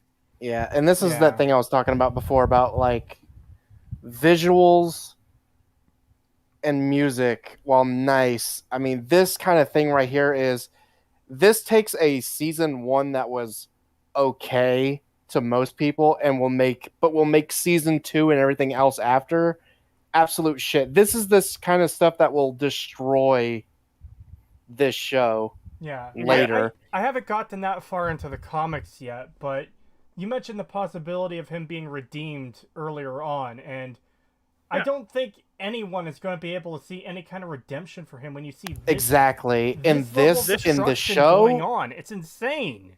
there's no way in the show it will make any sense. There's nothing. They fucked themselves. There's just nothing they can do. Yeah. Yeah. It's very possible that season 2 of Invincible could be season 2 of The Boys. Yeah. And what a shit show it turns out to be. Yeah, that's what I'm trying to like. That's what I'm getting at is how many of these shows have we seen where it starts off strong, but because of issues from the first season, they seem small, but by the time that you get to the next season or so on, it completely ruins the show. Yeah. This happens all the time. And then when he's leaving their world, after he's like fucking ruining it, he's literally holding a bunch of Flaxians hostage and waiting for them to open a portal, and then he just drops a fucking basically meteor on them as if as like a final fuck you as he leaves. It's legitimately one of those, like, these scientists they've capitulated. They aren't going to do nothing to you. And you're just like, okay, I got to make sure you die though when I leave. So fuck you, Yeah, just bye. casually crushing these scientists that are helping him get back. Like, what the fuck, man? Yeah. Why was that necessary in any way? Like I said, it's really weird because they try to show that he can be redeemed later with the whole tears dropping from his eyes as he's leaving the planet. It's, oh my god, yeah, there's Yeah, again, it's more of an emotional aspect rather than an actions. Don't pay attention to what he did, just pay attention to how he feels. No, that's not how it works. Yeah. Fuck And off. then We're not gonna forgive him. It can't be understated how much damage and death he causes, especially in the final episode. Yeah, Yeah. the Killing final people for episode. fun in the final episode. Yeah, he it is really puts the nail in the coffin. maliciously- rather than it in the God, when we get there, we're gonna have to go through why the comics do it so much better. And again, it's not an adaptation thing. It just doesn't make sense. They're trying to have their cake and eat it too. They're trying to show that he's crying because he realizes he actually does care and everything like that. It's it doesn't fucking work after what he just did. It doesn't work. Just getting the next episode up. so annoying. Oh boy, we're starting off with the funeral of the funeral. Guardians. Oh boy. Which, again, in the comics, the funeral gets attacked, and it's not by a supervillain. It is by Black Samson's butler, Sanford. Yeah, because there's a bit of a build up to Black Samson. In the show, he just kind of comes out of nowhere. But in the comics, they build him up beforehand. He's a He's a superhero who lost his powers, but he's getting a super suit to give him some measure of that strength back. And it turns out his butler steals it because he wants revenge on the Guardians for what heartless monsters they were for abandoning him. For abandoning one of their own, yeah. Yeah. And again, that whole thing sets up so many other plot points. It wasn't just that happened. You needed that scene to happen for a scene later on with Immortal to happen and Black Samson when the two of them finally meet up again. Yeah, properly. I haven't gotten that far yet myself, but it sounds like it's a really good scene. Yeah. So here, the funeral just goes off without a hitch for some reason. Well, there's another issue that happens from a change they made here. In the show, there's a separate funeral for where the bodies are actually buried. And they say this is to prevent grave robbers. And holy shit, does that not work? Yeah. Not only does that not work, that causes issues later on because, well, I guess we could skip ahead to this point just to get out of the way quickly, and we'll come back to it when we get there in the timeline. But this kid and his friend are digging up the body of Immortal so they can drink from his skull and get immortality. But the problem is, if no one knows where these bodies are buried, then how the fuck do these guys know? Yeah. How did these two random kids know where the secret government burial of the superhero bodies were? And specifically, Yeah. which one was immortal? Yeah. It was so stupid. Like, why did you even throw this line in? All that does, by adding this scene now, then, Causes it just fucks issues. that up. Yeah, it Yeah. fucks that whole thing up. You were better off just not saying that. Yeah, if it had literally just been they were buried where the monument was made, as they do in the fucking comics, yes, it makes sense the two grave robber kids know where it is, and then the Mauler twins show up. Yeah. But here, because they specifically said it's in a secret burial that no one will know about, how do two random dipshits know where it is? Exactly. Two random kids. Because now the whole part with the Immortal coming back is completely contrived. No one was supposed to know where the body is. Now they have it. Now he's back. Yeah. And Riso says one of the kids is the stepson of the dumb security guard. Somehow the security guard knows where the superhero graveyard is. Yeah. Well, that doesn't fully explain it, though, because that guard isn't here. And remember, he's a White House guard. He's not the guard of this random graveyard. Well, not random, And he's a really but you know what I mean. And he's a really shit White House guard, as we already pointed out. Like, he's not checking anybody's IDs or looking in their face or literally doing anything to actually protect the White House. Yeah. And yeah, that guy is just completely not here. Yeah. Oh, man, I made myself sad because I'm looking at Donald now. Oh, boy. Poor Donald. So, the spoiler for there, Donald doesn't die in the comics. He's still around. He actually survives a lot because he's a tough son of a bitch. He gets hurt real bad, but he actually, like, you know. Yeah. Oh, boy. I guess we could skip ahead a bit. Not a whole lot else happens in this scene. It's just Dadman talking to Damien Darkblood. Yeah. Mark from school. Oh, there is something to talk about here. Cecil talks with Robot and wants him to get a new Guardians team together. It happens a bit differently in the comics. The Robot is promoted to join the Guardians. And While the Guardians are still alive. Yeah. And, again, going back to Rex quickly, he's supportive of him. He's like, hey, good job, man. I'm proud of you. Yeah, I don't remember the exact lines. The entire teen team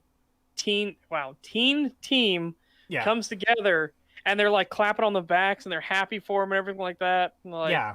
Dude, that's great. And then when Robot says, sadly, I'll have to dissolve the team because I can't be on two teams at once. They're all like, dude, that makes total fucking sense. You live your dream, my dude. We're happy we could be here for you. Yeah, exactly. And that was including Rex. Including Rex. It's a weird change. Yeah, he's not just a complete fucking douche nozzle in the comics, and that's what I was trying to build up to earlier. Yeah. There's the whole Amber thing. Yeah, I'm just trying to find out where... Oh, Cecil has an outpost set up outside the house, monitoring them the entire time, which... Another thing that doesn't happen in the comics, and... Yeah, and then there's Amber's weird fucking speech, too. I forgot. Oh, boy. The whole, like, don't you mean when I was gonna call? I can think of a few reasons. If I came on too strong, you've got a girlfriend, you're lame and you don't like chicks who kick assholes in the balls when they threaten you. You're terrified of me, aren't you? It's like, what the fuck? Yeah, that's weird. Dude, we know you just fucking blackmailed the fucking bully as well. Like, you're already shown not to be a good person. In fact, if this were real life, that would be some serious fucking warning signs to stay away from this bitch. Yeah. And actually... What's the most... I didn't even consider that before. The fact that she already blackmailed someone is, like, further reason you would not want to give this bitch your secret identity. Yes. She actually blackmailed somebody already, Oh, God. just for the petty thing of forcing him to deliver a phone number to someone else. I didn't even consider that before. That makes us so much worse. Jesus Christ. Yes. And like, again, what's one of the most famous sayings in just reality? Don't stick your dick in crazy. Yes. When somebody is that vindictive enough to actually blackmail somebody else to deliver a phone number, you know you ain't working with someone who's normal. Oh my god. Now that we're bringing this up, that she's like, oh my god. She's starting to remind me of Creetosis will know. You know that chick we watched in that video a few days ago? The fucking, I loved him. I wouldn't have hurt him. I loved him. And she had the butcher knife in her fucking... Yes. That's basically Amber. Yeah. Yeah, she sent what, like 35,000 text messages to this guy? In like the span of like, what was it? A week or a month or something. She sent like 35,000 texts to him, and like he wanted nothing to do with her. And then he showed up to his house with a butcher knife in the car and all this crazy shit. Yeah. And then she was like, in her prison interview, she was giving, she was saying like she figured out like the equation to love and all this other like crazy like E equals MC squared, which isn't even like correct, but she was saying like EMC squared is like the fucking equation to love or whatever. And, like she claimed that she had solved it and all this other crazy bullshit. Yeah, just this insane bitch. Yeah. Then we get to Eve getting cheated on. So I have an issue with this scene, a big issue. Why the fuck does Kate come out of the shower? So that she could try to play off that she was in the shower. But if they just not made any noise and one of them just continued showering as normal, Eve might not have gone in there. Yeah. Like, it's just... And then there's this, where it's like, Rex said you guys talked about it. And, dude, this whole conversation kind of fucks up everything here.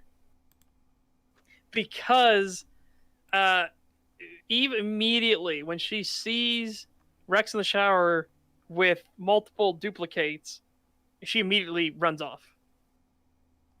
There's no conversation. There's no thing like this in the show of him saying like, oh, we talked about it. He said you guys were cool with it. It makes Rex so much fucking worse. Yeah. And then his justification is, well, what'd you expect when you're flying off with fucking Invincible and everything? I know you're sleeping with him. It's like, what? Excuse me?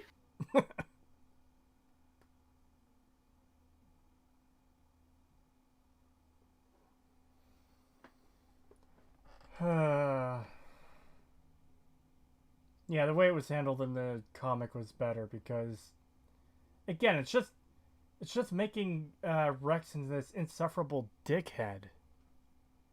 He doesn't need to be an asshole for any of this to work. And see, he even pisses off Duplicate there. Like, why? Yeah. And again, I hate having to keep saying this, but it was done better in the comics because, spoiler, the exact same thing that happened to Eve in the comics happens to Rex. He walks in and finds Duplicate, multiple of her, with the Immortal. Yeah. And his reaction is exactly the same. Yeah, it's a callback to be like, do you understand now what you did? Yeah. But yeah, then we hit the tryouts, which I don't understand why Eve is there. Because Eve doesn't join in the comics. She's too pissed, so she doesn't join the team. Here, though, it's used to have Eve like beat down a toxic masculinity, literally. That's his name? No, it's just what it feels like. You see what I mean? He's like, look at him. He's doing the fucking muscle body douche bro shit. Ah. She isn't even present at these trials in the comics. Well, I think she shows up at the end and sees who gets approved for it, but she doesn't try it herself. Yeah. In fact, I think the comics skipped the whole showing people actually fighting each other, and they just announced who the winners are. Yeah. They showed the final guy, and he was going up against a ton of like murder bots, and he was crying, and he's like, "It's not going well for this guy. We just need to pull him out." Yeah. But yeah, and then they, again, is another thing. They just changed Shrink Ray to be a woman for some reason. I don't know why. Yeah. It's just one of those weird changes. Yeah, completely random, and it's just... It doesn't make sense. Again, I don't have a problem with changes like that if it makes sense or if it's done well. But just doing it for the sake of doing it seems weird to me. Yeah. I don't know how else to describe it. And then Rex just being a bit of a douche to Monster Girl. Because Yeah. like, isn't there an age requirement here? And it's like, yeah, he just says, isn't there an age requirement? That's all he says. He doesn't like mock her or anything like that. He's just curious, and she gets real fucking pissed real fast, and then beats the shit out of him. Because see, she like taunts him back, which is why Well, actually, it's understandable. We could bring up the comic pages again. What issue was that? That was like... Fuck, that had to have been 7 or 8? No, because I think 7 or 8's when yeah, the 8's the funeral. 9, it's 9. 9. Okay, let me see if I can find that quickly, because... Man, it's bugging me more and more how fucked the numbers are on this site. Oh, there's the Lizard League who don't show up. Which I kind of find them amusing. They're mentioned later on. We only see the aftermath of a fight where Samson is like, okay, here's where all you guys fucked up. And it's good that we at least have that. Yeah.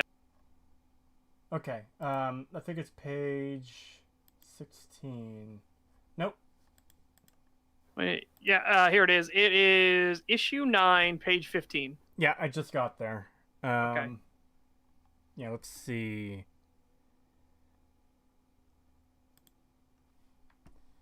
Yeah, because see, she even plays into the thing.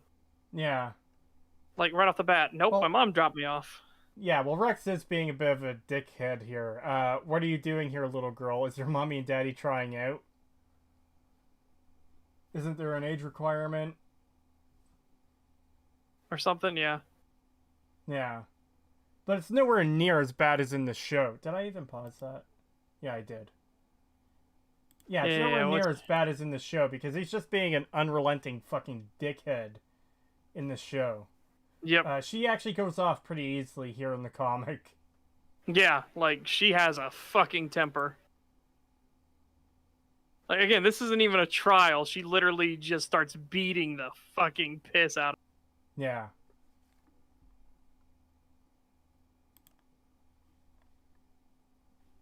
And again, showing Mark's character in the comics, he's just like, he thinks that, this dude, this fucking monster is just attacking Rex. He's like, you know what? I don't like you, dude.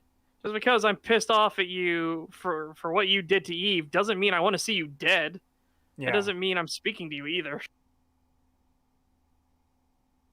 Yeah, he's just showing he's just a good guy. Oh, yeah, and that's right. In the show, Rex is the one who threatens her first. In the comics, she just starts beating his ass. Yeah, it's just so weird that Rex is, like, such a fucking douche nozzle. And then Robot tries to get everybody from the teen team on, which is just weird, which doesn't happen. Again, as it gets pointed out, it's weird that the teen team, who are shown that they can't handle, like, the Flaxians, why are you, Robot, why are you trying to make them all the Guardians of the Globe in the show? It is really weird.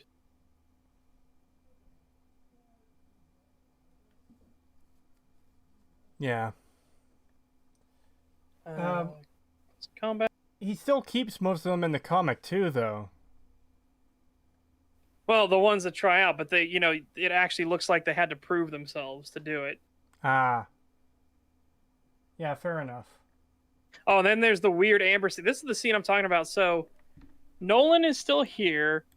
For whatever reason, Cecil suspects him, which I don't understand how Cecil's come to suspect him, but he didn't beforehand. He didn't run any tests or anything. Sounds like we're skipping ahead quite a bit. Not too much. We're just skipping past them talking about all the stuff, and William shows up. Yeah. And then Amber stops by, and then Cecil again pops in from the bathroom to yell at Mark. He's like, "That's why you answer your damn phone." It's like, what a fucking are you actively trying to make sure that he doesn't work for you? Yeah. Yeah, Cecil acts like a dick here. And again, it's understandable that lives are on the line, but at the same time, it's totally unnecessary to... Mark doesn't work for him yet, I don't think. And, yeah, he even says... He's like, "Do you want to work for me?" Hold on a second. Hold on a second. Don't worry, she hasn't flushed yet. Christ almighty, I didn't think she would ever leave. Hey. Oh, what are you... How did you know Amber? Are you spying on me? You want to be a superhero, right? Fame, glory, get the pretty gal? I mean, that's sexist, but okay. Again, another one of those fucking red flag signs. Yeah. Because... Well, and the whole concept of personal privacy or me time, that's out the window. When the world needs you, you answer your goddamn phone. Yeah. Don't worry, she hasn't flushed yet. I don't even work for you, and you never will. Not unless you show a little respect and decide if you want to be a superhero or not. Cecil, you're not in charge of superheroes. People can... You can't, take away people's powers. If they decide they want to help people but not work for you, they can do that. I don't get why he is being such a douche here. Especially since we already know Dad Man doesn't work for him. He just helps out when he can. Yeah. Yeah, and again, that's the weird thing. In this, they already know that Nolan is the bad guy in the show, which I don't get how they came to that conclusion. Yeah. Yeah, that bugs me. Because they didn't run any tests or anything like that on the blood or nothing. I don't understand how Cecil just magics upon it's definitely him. Put up a surveillance and everything on him. Yeah, especially since Damien is investigating it and he's trying to get Damien off of it and even banishes them to hell in episode 4. Yeah, because they say they don't want people knowing that he did it. They already know that he did it. He's guilty.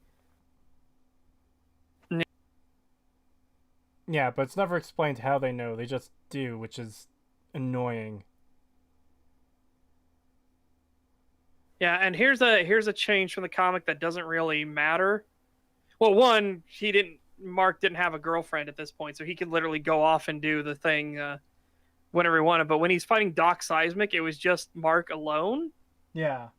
And here it's Mark and Adam Eve, which again, that's a change that doesn't really matter, honestly. Yeah. It's just kind of a weird thing. One thing I do want to mention though, and this is something me and Pagan have talked about before, and this is what I was getting at when we said this is what I was getting at when I said earlier that there's a big boys comparison with the boys comparison here. So Doc Seismic shows up and he starts criticizing Amber Eve's costume, like, "Oh, what a sexist costume! Why do they have you dressing in that?"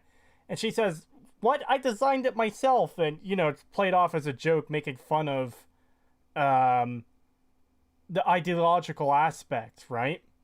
Yeah. But this is the same thing the boys does with girls get it done, like mocking the whole that kind of thing. But then the boys does it itself. Yeah. Yeah, we were talking about this before. Like, I liked the Doc Seismic stuff. Like, I thought the dialogue and stuff here was actually pretty good, but it doesn't really. They're mocking something that they do themselves as if it's gonna like shift the blame off of them, which it doesn't. Yeah. Like you're doing the thing that you're mocking right now, so it doesn't really work that well. It's funny for this one instance, but you don't really It doesn't sit take it to heart. Yeah, it doesn't sit well when we've already had lines like, "Oh, that's sexist," or "Every straight boy in 10-mile radius wants to talk to her," or fucking whatever else. Yeah, they're just really weird lines that don't make sense for... Like, they're fighting Doc Seismic, for God's sakes. Why does he care?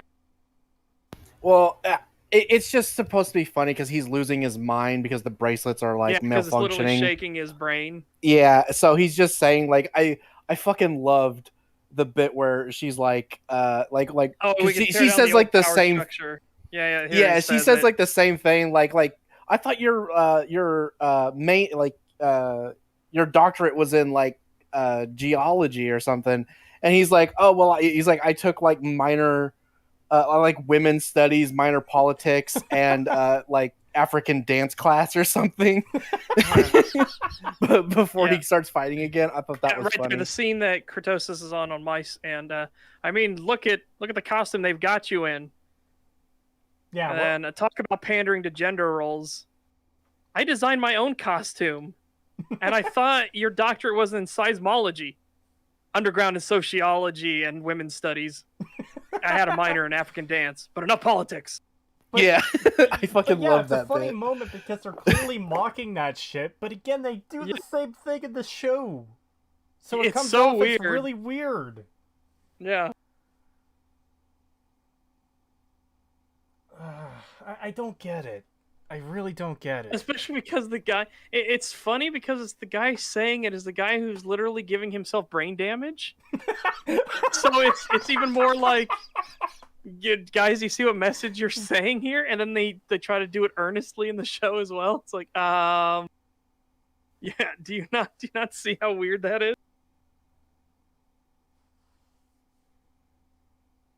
I liked his little spin move there too. I thought that was a neat touch that they added.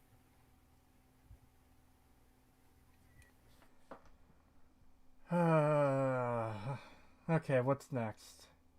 I think we can skip the rest of this part. Yeah. So here's the two of them talking, and he says, "Dad, you got a thing on the back of your cape." Oh yeah, because he never fights the giant Cthulhu creature in the comics. Yep.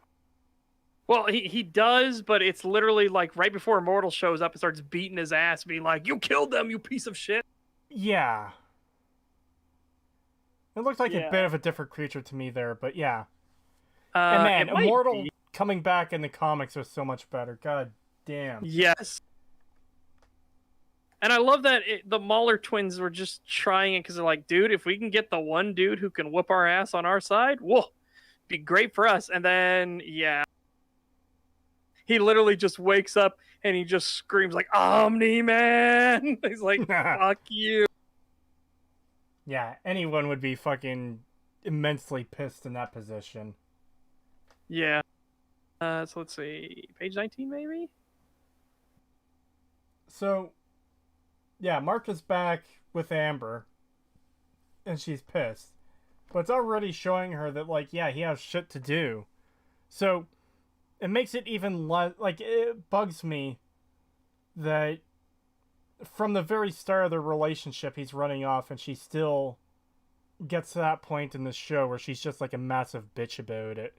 Yeah. Oh, here. It is a different creature. It's vaguely similar, but here. Post it in the... Let me see quickly. Yeah. Yeah, it's vaguely similar, but it's not. It's obviously not the same. Yeah. And I do like in the show how... Yeah, it's funny that we talk about Mauler, and Mauler, the long man, he is great, and then we've got the Mauler twins, and they're bad. I genuinely really like the Muller twins in the comic and the show. I do too. I do too. But another thing, okay, it didn't freeze, good. I do like how they have this creature and they put it on ice so they can use it for later.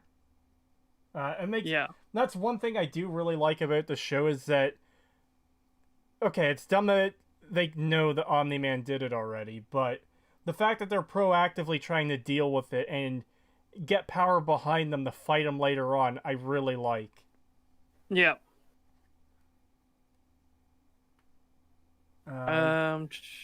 Just trying to see what's next. There's Eve and Rex talking after this scene. And he's trying to apologize. We also have this moment in the comics where Eve comes across Mark making out with Amber. In the show, she's like, good on you, Mark. In the comic, she just kind of flies off. Yeah, because she's depressed. Yeah. Oh, then we get the prison escape. Yes. Are you ready for this part? So, again, this is a show-only problem. Yeah. So, this whole entire section is handled completely differently in the comics. Yeah, they don't... Fucking Robot doesn't try to break the Muller twins out. He just takes advantage of the situation when they do. Yeah. But yeah, so the reason that this is a problem in the show is because Robot is a good guy, and even after the Muller twins things, he's still a good guy in the show. Yeah, but the thing is, he obviously has no way to control them or to keep them in line, keep them from hurting or killing people or doing damage.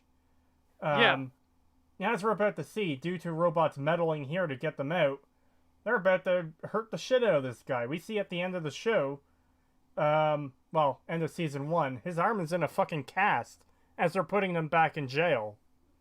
Yep. This dude gets seriously fucked up. Yeah. And they're like doing stuff to him that could have very easily killed him. So, yeah. Already Robot is in a very bad position here. They've damaged him seriously as a character. Yep. And what gets worse is the part where the guns come out. Like, Robot's already guilty of breaking prisoners out, so he's already, like, morally dubious already. Yeah. But then... One thing I'll say quickly is I do like how the one twin who is free uses his advantage to make the other one admit to being the clone. Yeah. It's a nice little moment in an otherwise really bad section. Yep. So the rocket launcher comes out. I don't know how that rocket launcher deflected the way it does off the wall. Yeah, it should have deflected off their metal plate shield. Yeah, because if you notice, the shield isn't even like curved correctly to deflect it.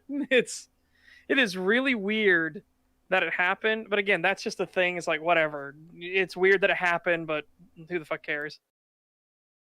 But then again, Robot is watching this. They move forward. He jumps over the shield, clear a path, and he just straight up fucking just wrecks this dude in the face. Full on power punch, shatters the helmet, dude's bleeding. It's like, Robot, you are directly guilty for this. Yeah, we're about to get to it in a second on screen, and there we go. Yeah. Actually, it looks like he punched it. Oh, there we go. He punched that guy. Yeah. Yeah, right in the face. That's something that could easily fucking kill someone, and if it doesn't, he's probably got permanent scars. And look that guy at all is the fucked. Look at all the people around them that are on the ground. So it's a blink and you miss it moment. But and that guard barely got through the door too. Yeah, here's a blink and you miss it moment. When you goes back to Robot's point of view, you see that there are multiple guards that are like down and injured on the monitor. So the Muller twin hasn't fired the rocket launcher yet. He's lining it up, and Robot's about ready to close the door, and there are guards just laying injured all around. And then, yeah, like I said, if that guard was even slightly slower, that guard is dead. Yeah. And, like, if he was slightly slower, he would have gotten crushed by the door and blown up by the rocket. And here's the other thing too: is Robot obviously wants them to use their cloning abilities. He doesn't know they're going to need them. Like, if you're to go up to them after getting them out, he would have to get them to build all that equipment just for him. Yes. Which he does in the comics. Really? Again, it's explained, yeah. It's explained why he does it, because he doesn't purposely break them out. He just takes advantage of the situation of them having broken themselves out, and then, yeah, because they've already made the clone of it, and he's realized they made the clone, so he just shows up to them and he says, "I've got an offer for you. The price is whatever you want. Name your price." Okay. And yeah, that's a lot better than this, because it really damages Robot. Yeah, somehow Robot was so omniscient that he knew that one Mauler twin would use the other Mauler twin as a fucking shield, so that they would now need cloning. Oh, and the final scene, we get a little bit more with Damien Darkblood here. Yeah. Again, I don't mind they expanded on him, but it's just weird that the only reason they were able to expand on him was because everyone was dumb. Yeah, and that's really the worst part. Yeah. It damages so much. I like that the mother gets suspicious and is starting to investigate things on her own too, but again, man, finding that costume, we'll get to it, but that is so fucking retarded. Oh, and then the Martian world. Oh boy. Oh boy. That's the next episode, yeah. Oh, right. I forgot about that. Oh, shit. Yeah. Also, I just want to point out, if you haven't read the comics, they make Robot look much more handsome than he was, and I do mean before he gets transformed. They prettied up Robot a lot compared to what he looks like in the comics. In the comics, he is fucking grisly. Yeah. It is horrifying. Yeah. Watch out for the Mauler twins. They're going to make a 7-hour analysis of the Phantom Menace. Yeah. Oh boy. And then there's the weird part where she's like talking with Olga. Yeah, so it's them in oh, you haven't gone to the next episode yet. Hold on, sorry. Yeah, I'm going to be switching. Oh shit, didn't mean to hit unmute there. Let's get this off screen.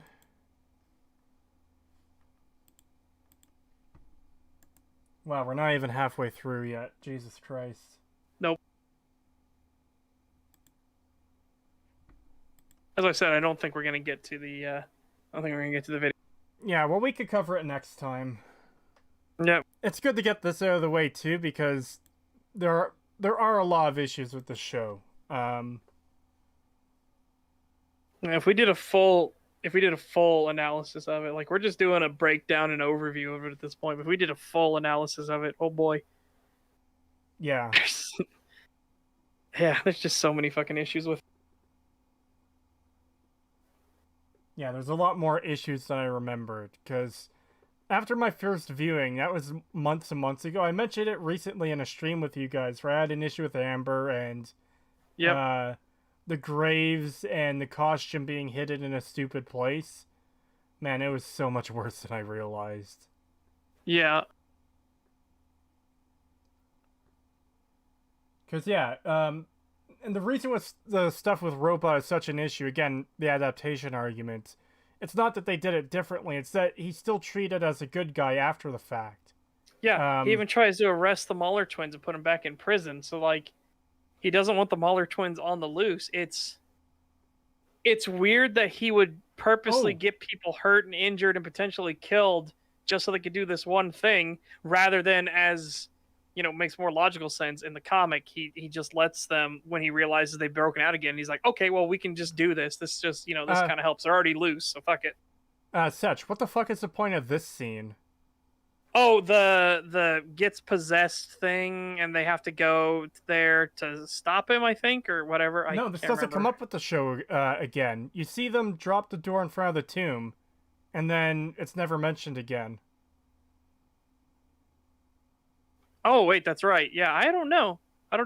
Because now, unless this is something they're building up to in season 2, this is just completely random and makes no sense. Yeah, they just a mummy comes up, and then he's just like, rah, and it's like, what? Oh god, at least if you're gonna waste time on this, at least do something with it later on. Yeah, Like- because then he just comes up and he's just moaning. He's like, ugh, and then the door literally slams shut, and he's just trapped in there. Yeah. It's like, what? Okay. I think we could skip this. Yeah. So let's see. There's the Oh, and look how cheap the fucking animation was on that too.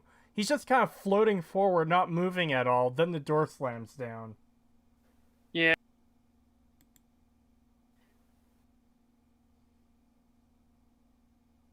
Uh-oh, I think the video froze again.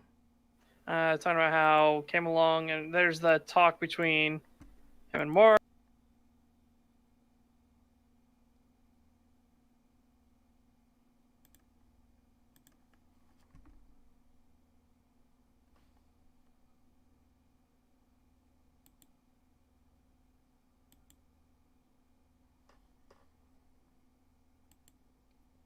Oh yeah, the Mount Everest part. So in the comic, Dadman is up there alone trying to figure out how to break the news to Mark, how to tell him the truth about Viltrum. Here they're Yeah. just kind of hanging out and...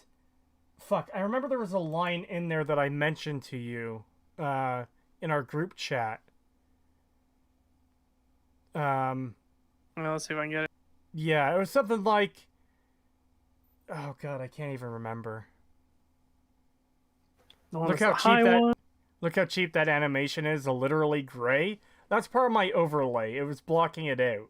If you Yeah, watch yeah. the show, you could see how the green glowing guy was just kind of floating forwards, and then he moves slightly when the door is dropped. At Creetosis, 72-hour-long analysis of how bad The Last of Us Part 2 is when? I don't know if I'm ever going to cover that. I don't have a PlayStation 4. Yeah, we can only talk about the story and only the story. Yeah.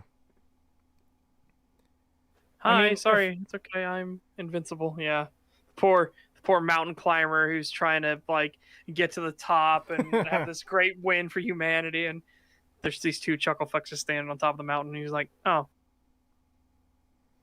Yeah, but it's more the line, Dadman I'm says something... looking for him." Okay. I forget how beautiful this planet could be. Too bad the human race is hell bent on destroying it. Good thing they got us, right? Huh? Yeah, I guess. So is Viltrum that different? Oh, it's very different. We've ended wars all over the universe, brought peace to thousands of galaxies, lifted alien races out of the mud and into the future. It's why I'm here on Earth. It's why you're here. I still can't believe you left everything to come help a planet you've never even seen before. I And- told you I was part of the World Betterment Committee. Yeah, I know. But that's still not a reason. Well, when your grandparents died, I was lost for a long time. Which, boy, I can't wait to get into that line. Because there's, yeah. Anyways, they were the only family I had. Coming here felt like a chance to build something new. You mean like with Mom? Your mom changed everything. She turned this place from a job to a home. Then you came along and changed it all again. Huh. I don't know if I could do that. Do what? Leave everything behind. Hey, keeping the universe safe? Living up to our people's heritage? It takes sacrifice, Mark. Yes. That's what I'm trying to teach you. And that's Sure, the, I get that. And that's the There you line go. I was getting to. Making sacrifice, living up to our people's, what was it? Legacy? Heritage. Heritage. That line has such a different meaning with the context of the final episode. Well, Yes. not so much the final episode, but the reveal of what Viltrum actually is. Because it's almost trying to set up that Mark is going to have to team up with him to take over Earth. Right? Yeah. Okay. So let's see. So past that. No, I guess I should have had this playing for that. My bad. Yeah. Well, you know, if we didn't have some kind of technical issues, it wouldn't be STAG. Yeah, I guess so. So then there's her talking with Olga. I don't know, but I can tell when people are lying, and people are lying about this, which is why I'm moving back to Moscow to my family. Yeah, again, this is just so weird that Olga just randomly just like, oh, by the way, this character that you've only got to meet from the